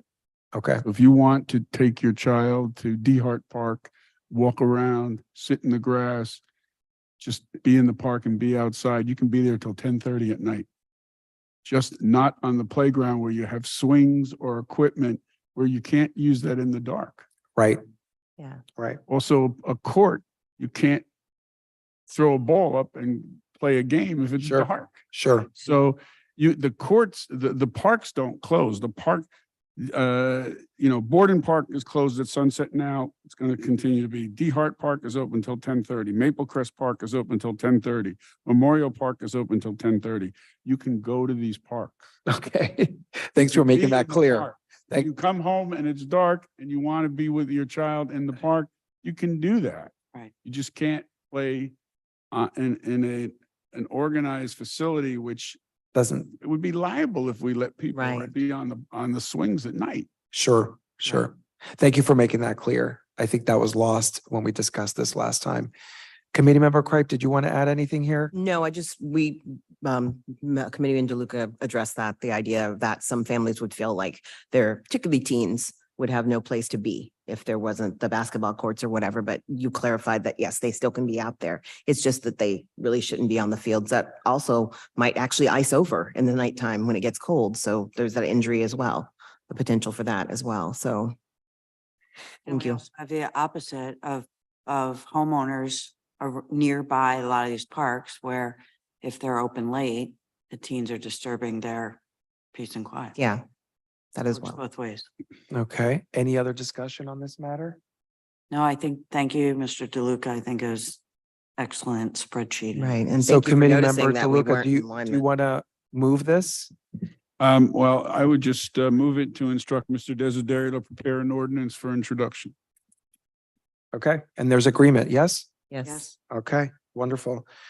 12B, effects of the intentional integration initiative on traffic pedestrian patterns. Deputy Mayor Engel. Thank you. I put this on the agenda because I get a lot of questions and comments and concerns from our residents about a lot of different things. And it got me starting to think, with the intentional integration initiative and with the busing that has occurred and the school openings and closings that have changed and the patterns of where kids are going to school, like there's a whole section near Parker and Elmwood that used to go to Psalms that now goes to MMS. I'm just not sure if we're holistically looking at our services and what we're offering and our patterns and what's actually happening in the community to make sure that so that it's informing our planning. For example, we can look at crossing guards and that example that I just gave. We have a crossing guard at Parker and Prospect and Crescents and Prospect, but we don't have any crossing guards to cross Prospect between. So when the school district is mapping 1.25 miles to get to MMS from these houses, they're not getting a bus. They actually have to go longer to get to school because there's no safe way to cross the roads. And I understand that we look at crossing guard assignments from previous years and we give that back and they do their safe schools and then we assign crossing guards based on that report. But I'm not sure that we're looking at big picture and seeing what kind of changes, like are there documentations we can get from the school board that show this neighborhood, used to be at SOMS, but now it's at MMS. So we should take that into consideration when we're doing our planning. Are there other road projects or crosswalks or anything that we should be looking at strategically when we're talking about the timeline of when we're making improvements, that we should be looking at what these new traffic patterns are? There's more cars on the road. You can see it. Near College Hill, you can see it near Seth Boyden. There's just a lot more cars around because people have to drive to and from school because it's farther. The times of the crossing guards, the schedules haven't changed, even though the schools are opening later and closing later. So kids who are now walking from Seth Boyden home down Boyden to Parker, the crossing guard leaves at 3:00, but school gets out at 3:23. So there's a lot of discrepancies that I just wanted to bring up to this forum so we can start talking about them. Yeah, so I agree with you. And this is the number one thing that I get emails about right now. And the second type of email I get is get rid of the homeless. But we won't talk about that tonight unless folks out there want to. Yeah, I think everyone is well-intentioned. The integration plan is in place and it's progressing. As you know, you're part of our municipal partnership where we actually sit down with the school district and we cover things that relate to both of us and see if we can be greater collaborators and do things in a more cohesive manner. And South Orange as well, just to add the two towns on the school. Yeah. It's a South Orange. It's a shared school district. So of course, South Orange and Maplewood. So, what happened here was we made the decision, the school district made the decision about busing. Then we went back, people advocated for a change. The change happened at 1.25 miles. Then the school district, which has the responsibility, not the townships, created their safe routes to school. They told us, Maplewood and South Orange public safety officials, what those were. And then we made sure that we had crossing guards to cover those routes. But then after that, we also found out about the new school schedules. So it's a mess out there right now. People are not getting to work. The kids are getting to school late. We can add that to the jitney service because now when parents drop off kids at Tuscan or Seth Boyden at They run into the 8:53, they can no longer make the 9:03 train anymore.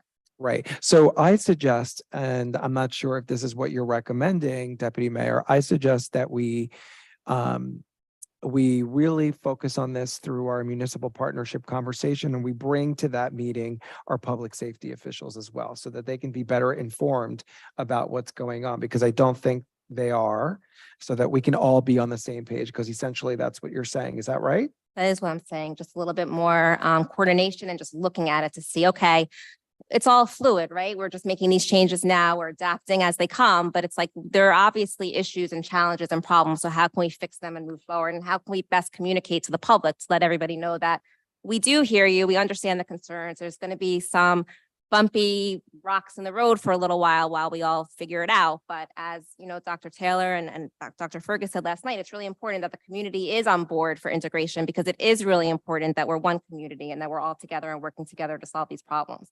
So I just want to make sure that we're also doing our part. And I like that idea.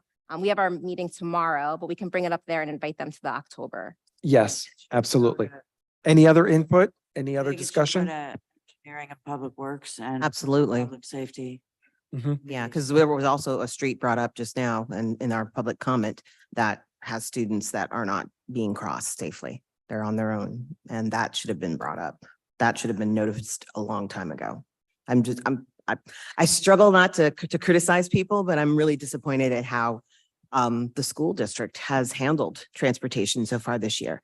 They had all summer long to look at the routes, to look at the timings of the school. And the fact that the crossing guards were not assigned for the times that the kids are commuting to school is ridiculous.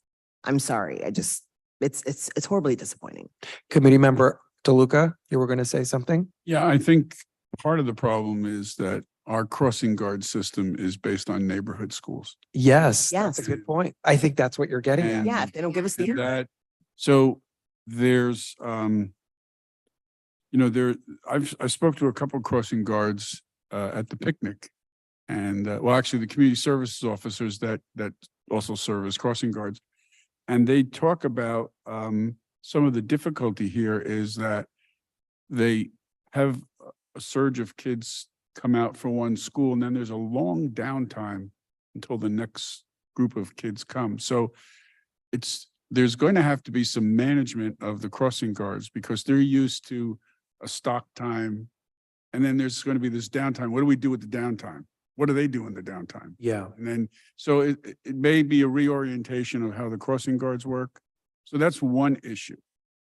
Then there's an issue that we're hearing more of, that we just don't have enough crossing guards even around, that has nothing to do with the different closing hours. Even around each individual school, we need some more crossing guards. And, we've asked the public, if you're interested in being a crossing guard, contact us because we're always looking for crossing guards. We can't find enough. And as the weather gets more difficult, we have a more difficult time keeping crossing guards. So we probably need more crossing guards. We need more assignments. And we've already boosted pay. It's just difficult to find them. And we may have to think of different, is there a college student opportunity here? When, we generally hire folks who are retired, but is there some other way that we could think about hiring people to do this? Because it's a reorientation of what we've done in the past. Other comments? Okay, so I think we're gonna start the conversation at the municipal partnership meetings. And I do think we can discuss it in public safety as well and engineering public works. Right. And we'll move this forward so that we can better coordinate and reflect our assignments in the current reality. Right? Okay. Thank you. And just to defend the school district on the busing, as Ms. Crate mentioned, it's a national problem. There's a bus shortage. There's not enough state funding. I mean, it's an issue. There's policy where right now the school districts actually don't need to figure out their routes until August 1st. So there's a bill in this New Jersey state legislature right now to push that date to July 1st to make it easy. So there's a lot of, it's the system. It's broken. Yeah. So we have to figure out how to patch it up here to make it, okay for our community at least. Right, because I remember we got the assignments from them probably late August. Yeah, only a few We weeks had ago. like Yeah. a 2-week turnaround, which is not ideal. Okay, so there you go, folks. We're working on it. We're going to talk, we're going to coordinate better, and we're going to fix it. Okay, item 12C, redevelopment study in Maplewood Village. I put this on as a continuation of our previous discussion. As I reported earlier, and as reflected by public comment, the planning board, was it last week? I forget what, last week on Tuesday, moved this forward. And so it's back to the township committee to move on the designation or not to move on the designation. So I said a lot earlier explaining what this means and what it doesn't mean. I'd like to hear from my colleagues, and I'm going to pick on committee member DeLuca first because he has a lot of experience in this area Mayor, in various redevelopments. I move that we go past 9:30. Oh, are we that far? Wow, it's 9:27. Okay, I why. move that we move, I second your motion. Okay, so roll call. Ms. Adams, Yes. Wright, Yes. Mr. Luca, Yes. Ms. Engel, Mayor Daffis. Yes, we just have too much fun at these meetings. That's what it is. Okay, so Committee Member DeLuca, do you want to speak to this a bit? You have a lot of Yeah, experience in this Thank you, area. thank you, Mayor. I'm not sure Mr. Desiderio grabbed his microphone. I thought he was going to just report on the planning board. I can't see you from here, so thanks. Thank you. How about? we Yeah, it's just- on. He just. It is. I just wanted to say that we did get a memo from the planning board, as the mayor indicated. At the conclusion of the public hearing, the planning board passed a resolution recommending that the township committee determine lots 100.01, 173, 174, 175, 175.01, and 176 in block 12.02 on the maps of the township to be a non-condemnation area in need of redevelopment. And that came from the planning board secretary with regard to the meeting that was held on September the 12th. Thank you. So, thank you, Mayor. So, as you know, we sent these blocks to be studied out. We got the study back. We sent it to the planning board. I think what we found is that these do meet the criteria. And we've heard some concern from property owners, and we've heard it in the past when we've done these redevelopment. We have about 7 redevelopment areas in town that, it diminishes value and all that. And I would actually say that that's not been the case in other parts of the town, that when we've declared these areas, they become areas of opportunity. So I think we don't know what's going to happen in Maplewood Village. We know that there's one property possibly in play. I think that to allow us to be as creative as possible, we ought to pass this as a package. We're not taking anybody's property. This is not meant to do that. But we do have parking lots in the back. Some of them we own, some are privately owned. And I think that our goal should be to develop this in a way that's respectful to the community and certainly the historical nature of the village, that increases parking. We're not looking to diminish parking or reduce parking.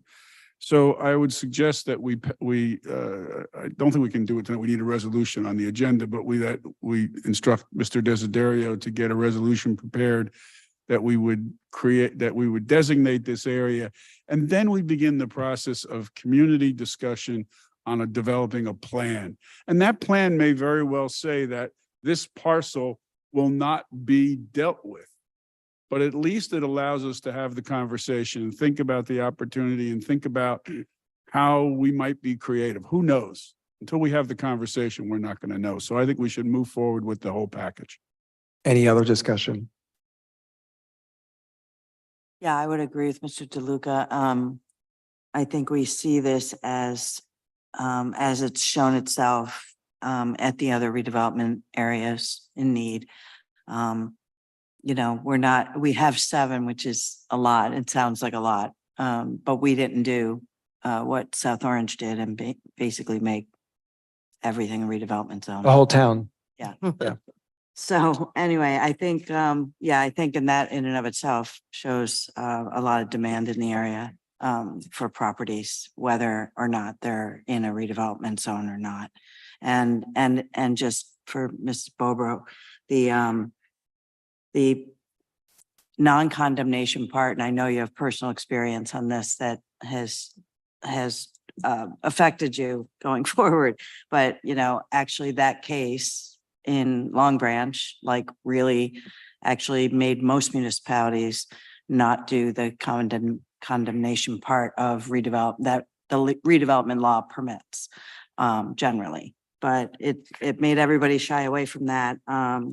But I don't think anyone is even thinking of doing something like that. And I just want to address one thing. I know it's real, as somebody who's done downtown management and redevelopment and revitalization professionally for 28 years, the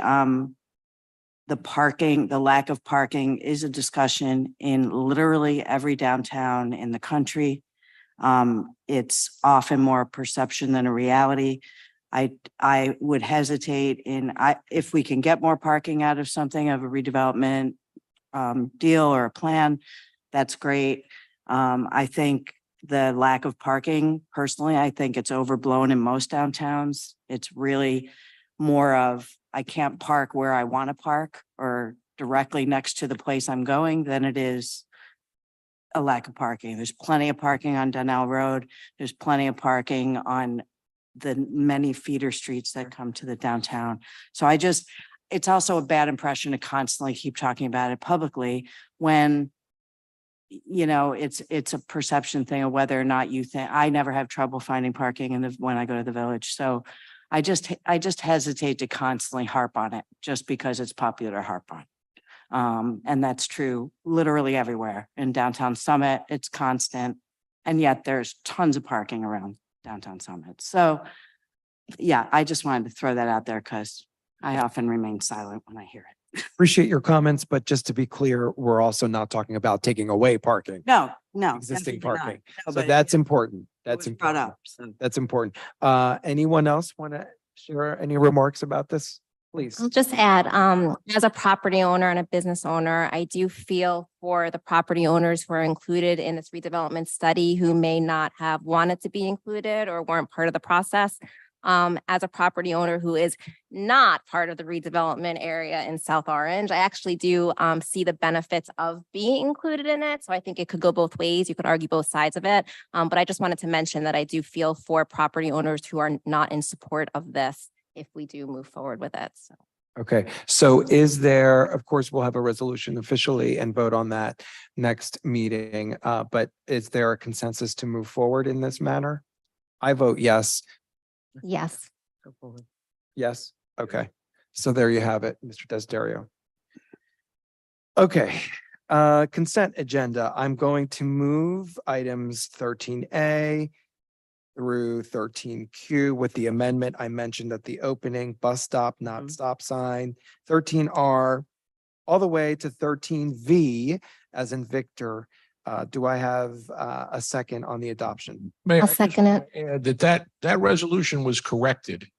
That typo, a second copy of that resolution was circulated and hopefully Ms. Fritzen has the correct version. Yeah. It was corrected. It's actually just a typo on the agenda, not on Right. the actual resolution. Thank you. I didn't see that. But thank you.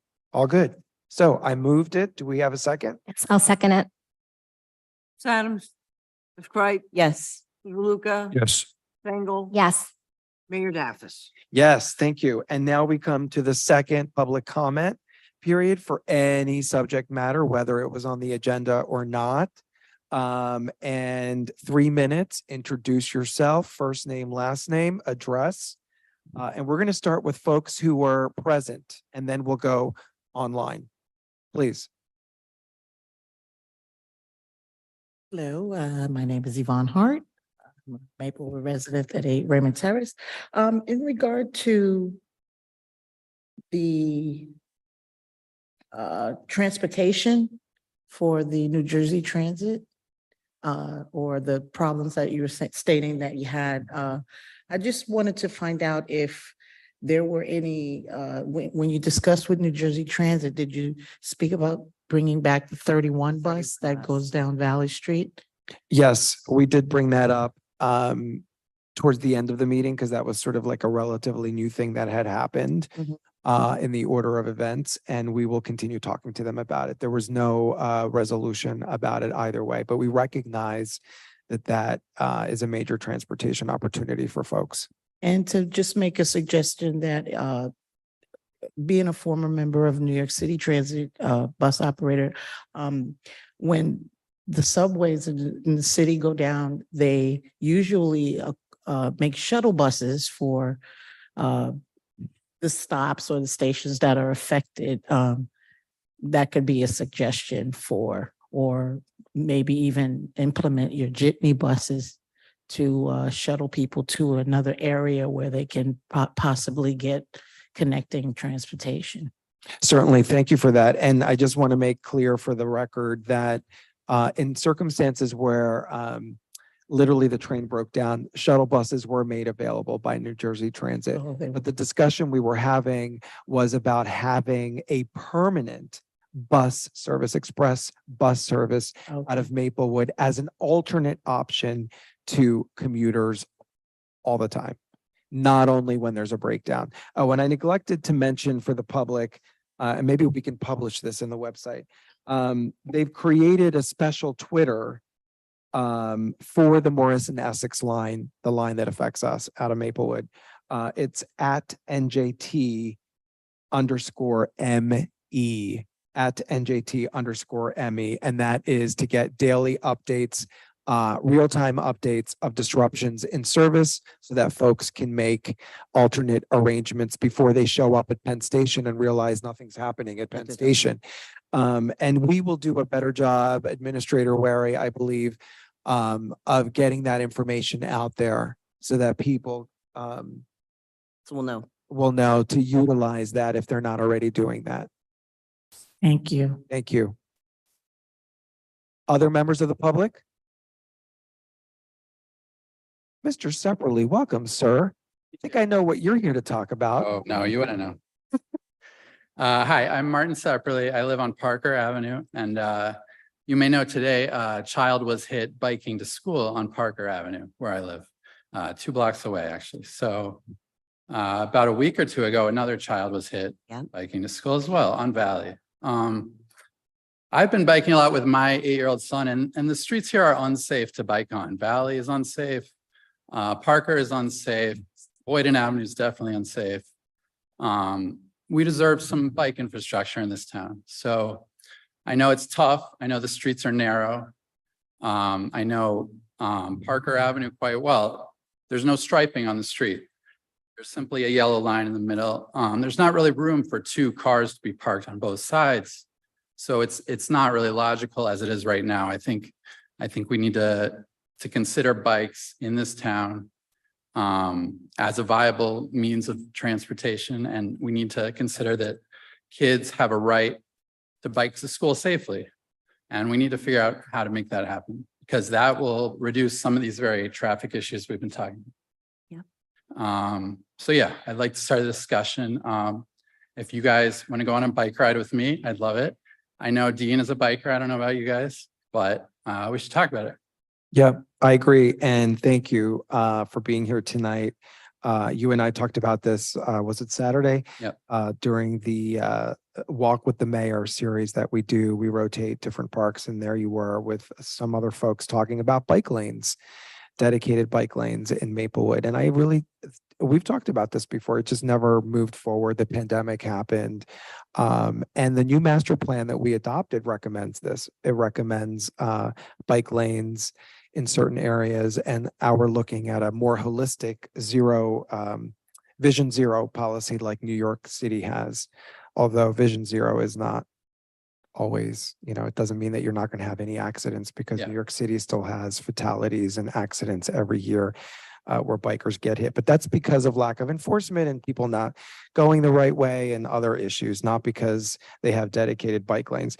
I was privileged to travel in Europe for a little summer break in August, and boy, do they know how to do bike lanes there, even in narrow streets. They have a dedicated lane and everybody respects it. We don't have a bike culture here in the States, but that doesn't mean that we can't build one in Maplewood. We didn't have a lot of things in Maplewood that we took the initiative and leadership in creating. So if you're interested in starting this conversation and moving this issue forward, I think we can have a little committee put together of other volunteers, and we can have the discussions through the appropriate. Can I just add that the Environmental Advisory Committee has been also talking about safe bike routes, and they've also brought up how on Elmwood, there are the bike things. But I was actually biking on. Never go anywhere. And I had a driver driving nearly 40, I think it was 38, right next to me without giving me the legally required 4 feet of room. Yeah. And that's our bike lane. That's our only bike lane. Yeah. And it's right in the middle of the road. What does it really mean? I think that might be the right committee to start, Among others. talking about it. And Well, it has been talked about long before I was on the TC, and I'm sure Mr. DeLuca has a lot more information. Perhaps there are difficulties with striping. Yeah. There's a whole report on it. I've looked through some of it, yeah. Yeah.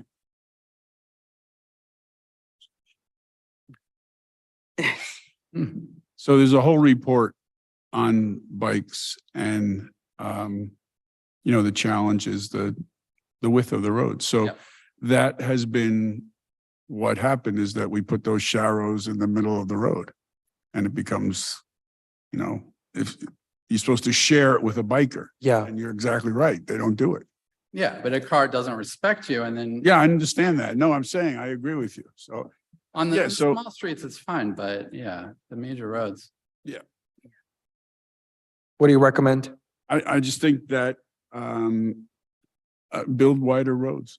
That's what I recommend. Look, so let's talk about Parker, because I was thinking about this on the way down. You could eliminate parking on Parker. There are hundreds of houses on Parker. Yep. What do you say to folks? I live on Parker. I'm sorry, I meant Prospect. I'm On sorry. Prospect. It's Prospect you could do because we have they have the parking lanes. Yeah. So you can't have, competing bike lanes. You can't have on one side. You can't have a lane going this way and that way. We don't have enough room. So you'd have to have one going south and one going north. That means you eliminate all the parking on Prospect. You got 100 houses there. What do you say to those folks when they want to, they have somebody come and work, or they have guests that come to a party or something and they can't park there like everybody else in town? So those are the challenges. So though, I understand if you could do that, or maybe one side, but then, that doesn't solve the problem. Well, I mean, on Prospect, you guys just added those bump outs. And those don't consider bikes at all. Those put bikes straight into the traffic lane. Bikes That's one area over there. Yeah, It's one area. We did that by the church yeah. to make it safer for the school kids crossing. But that's not a bike lane. That's a parking lane. So you can put that bump out. If it was a bike lane, we wouldn't be able to put that bump out. So we have to make a decision. Do you want a parking lane or a bike lane? Or we have to look at where it's feasible and start a pilot. Right. And that's what we did with the study. Right. And unfortunately, when you start doing that where it's feasible, it becomes a very limited number of roads. Because what we were trying to do is to have a bike so you could bike from Memorial Park to Borden Park to Dehart Park and be able to make all the parks. That's the route that we've developed. And then the secondary route is from Milburn to Maplewood Village. And that goes through Maple Avenue down by the turn there, by the post office, and then up through one of those roads down Ridgewood, I believe, and into. Aren't there some to the train station too? Yeah. So, certainly you should take a look at it. The environmental committee knows about this report. Yeah. We need wider streets. Right. But also we can reconsider the traditional models of where lanes are put, right? Like what some other cities and towns are doing across the nation in those areas where you need to have parking and or a shoulder, and they're putting the bike lanes, they're shortening the road and putting the bike lanes in the middle in each direction, right? And the cars honor it because they know that that is a bike lane, right? Of course, again, it's change, it's massive change, it's culture change, it's a lot of things. But Well, we do have the share the road lane somewhere, but perhaps we could. I don't think those are necessarily always addressed when engineering has striping program going out in the year. And perhaps when they stripe, they can stripe at least the share the road bicycle things on the side. Because then it's not a dedicated bike lane, but it's at least notifying share. or maybe we just do it. What the lane actually is, so the Yeah. extra space will be. Taking on a road with a good shoulder, like some roads do, they have a good 3 or 4 shoulder. Right. That's much better than what we have now. So Yeah. it doesn't require bike lanes necessarily. It requires intersections. Like think about where bikes have a spot in an intersection. Yeah, I'm not even talking, this isn't bike lanes, it's just share the road, Yeah. just to make drivers aware that there could be bikes along there, but Thank you for your advocacy. This is just the beginning, okay? Don't get discouraged. All right. now you're gonna just volunteer for stuff too. He already does that. We want to solve problems. Okay. Other members of the public who wish to address the committee? Don't be shy. Come on up. It's not that bad. Welcome. Thank you. Hello, honorable members of the Township Committee. My name is John Speck, and I'm here to talk about more problems on Parker Avenue. Okay. We live at Orchard and Parker, and it's a dangerous intersection, as I'm sure many people are already realize. It's got a flashing yellow light. About 2 weeks ago, it's very hard to see when you're entering Parker from Orchard. It's a bit of an incline on the hill, so the cars have to like poke their nose out on Parker, where people are doing like 70, 80 miles an hour, like regularly, and then scoot out. So the other day, a car scooted out, and this car that was speeding up from Irvington towards South Orange on Parker ended up in our neighbor's front yard. And it's the front yard where our girls age 8 and 4 regularly are playing in the sandbox. And they also have kids 7 and 3. So it really hit home. Like we've been here a year. Yep. We were under no illusion that it was like a safe and, mellow street. We knew that it was going to be a busy street, but so we're aware of that. But we just wanted to make a comment and see what we could do to advocate for any kind of traffic revision or speed cameras or stop sign, traffic light, anything like that. Our neighbor also put in something with the police department for the traffic revision as well. Okay, so And it wasn't just that accident. I mean, I just think this past summer, there's just on Parker, which is really busy, and I feel like not as visible as Prospect Avenue, where there's constant signs that say 25, 25 radars, but people are speeding up and down Parker all day long. And we're talking like trucks from Fresh Direct, you just know that they're going more than 40 miles an hour. So there was the accident from our neighbors across the street, and also the night where there was a movie night, at Milo Borden Park, there was another vehicle that jumped the sidewalk into our other neighbor's yard. So, and earlier this summer, there was that speed chase on Parker Avenue as well. I believe it was like Parker and Valley or Prospect. So, we just want to know like what steps we need to take to do something about this busy road and a lot of other roads that may need it. Like, I don't know, flashing lights, just people are constantly, when I'm trying to stay at 25 or 20 miles per hour, people are just like right behind me, we don't know, but there needs to be a change. And we know a lot of people kind of feel the same way. yeah, it's terrifying. And I'm sorry you experienced that. Wow, just terrifying.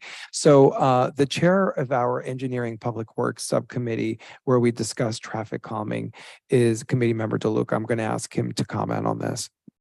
So we will instruct our engineer to take a look at the intersection, and we'll also notify the police of your comments about the speeding and see what they can do.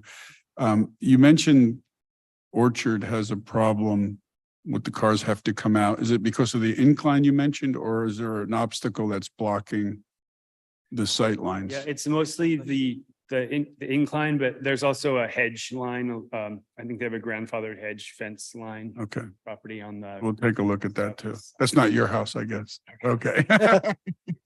We could have you give it up if you want, but so. And I've thought about this plenty of times because we don't necessarily have a fence, but now I'm like, I want a big fence. Like I want shoulders, because it's terrifying.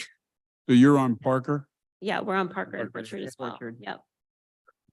And it's all families that live on. We'll bring it up with the engineer. You have that down. We'll ask the engineer to give us a report. We meet every month, and we'll ask him now to give us his analysis of that intersection. And would you? I'm sorry, go ahead. just to, if take a look at, we've changed the blinking lights to double blinking lights, which helps a little bit. I don't remember if that's a single or a double light. I think Parker is single. It's a single, right? Yeah. So if we change like the one on Harvard and Prospect, we have now a double light.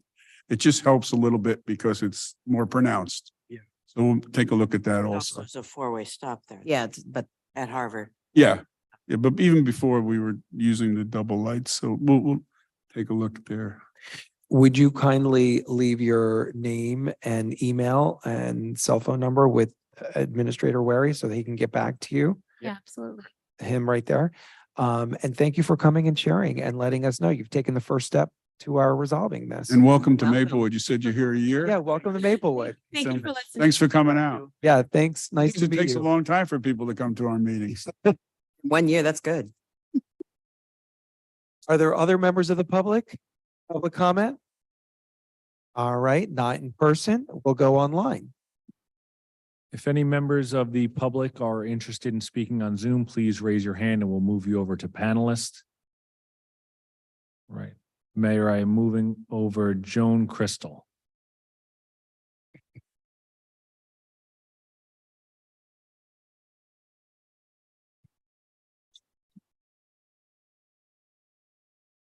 Miss Crystal, you're now in public portion. You can go ahead and speak. Okay, thank you very much. I was happy to hear someone else talk about the loss of the 31 bus. My concern is the loss of public transportation, particularly accessible public transportation. Even before the entire 31 bus was ceasing operation as of October 8th of this year, we had another portion of the 31 that went along Valley Street that was also lost. I'm hoping that the Township Committee can do something to negotiate with New Jersey Transit to try to bring back more public transportation rather than continue to lose it. Public transportation helps with the traffic congestion issues that we've been talking about tonight. It's important because we have an aging population, not just in Maplewood, but in the entire country. And people, as they get older, are less apt to be able to drive and do rely on public transportation, not necessarily to commute into the city every day, but to get to basic destinations locally. It's not enough just to advocate for an express bus to the city. We really need to take a look at how people are able to get around within their own community.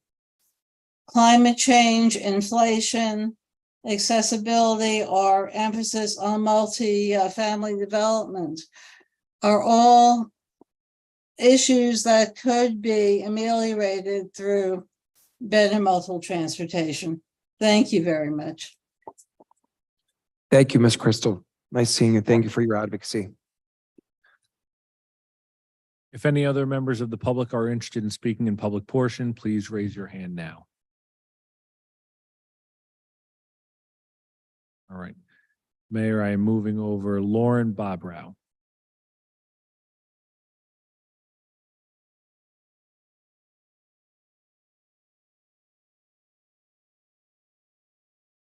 Ms. Bobrow, you're in public portion. You can go ahead and speak.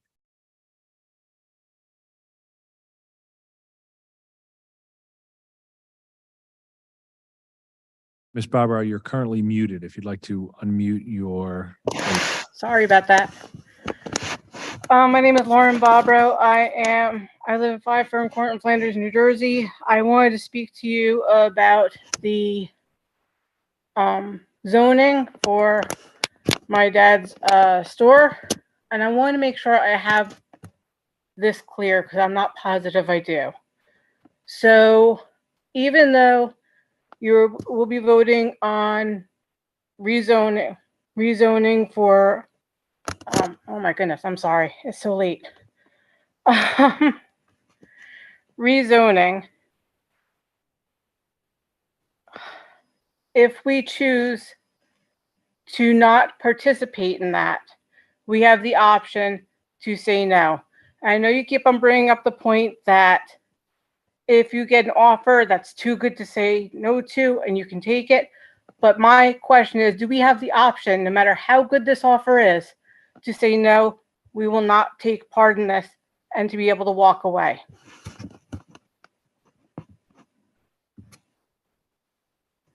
I'm done. Ma'am, you are under no obligation to sell your property to anyone. So if a redeveloper comes in and offers you an exorbitant amount of money and you chose not to sell the property, you need not sell it to them. You have no obligation whatsoever. And that's why it's a non-condemnation redevelopment zone. So for the redevelopment, if they come in and propose something that includes all the blocks that are listed, including the one that my family owns, we can say no, and then they'll have to redesign around it? Yes, you are correct. Well, it doesn't work that way. So it doesn't work that way. We will develop a plan. And in the plan, we will look at each lot individually and talk about it individually. So in the plan, we may decide that your lot stays the way it is. And the other lot next door can be developed into a multifamily and has different parking regulations and all that. So that's still to be figured out. But you can't opt out of the zone. We're going to approve a redevelopment area that includes your lot. But the plan itself could have a different treatment for your lot than the lot next door and the lot behind it. Yeah, I understood her discrete question to be whether she would be compelled under any circumstances to sell her property. No, that was one question. Then the Oh, I'm second sorry. question was what I Okay. answered. So no one can force you to sell your property. But as part of the rezoning, if they come up with a plan that includes that block and lot, how then does that affect my family? It's not a them, it's us. We're the ones that come up with the plan. The township committee comes up with the plan. Along with the community. Right, and we adopt the plan after community input. So until that plan is adopted, we won't know what the plan is for each of those properties in the lot. And I'm sure you and your mom are going to be very involved in having conversations with us about what's the appropriate use for your lot.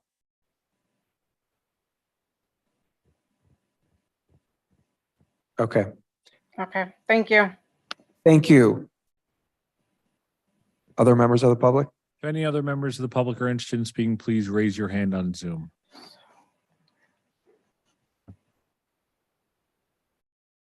Mayor, I see no other hands raised. Seeing no other hands, we will close the public hearing and I move that we adjourn and meet again on October 5th. Second. Ms. Adams? Yes. Right. Yes. Luca? Yes. Ms. Engel? Yes.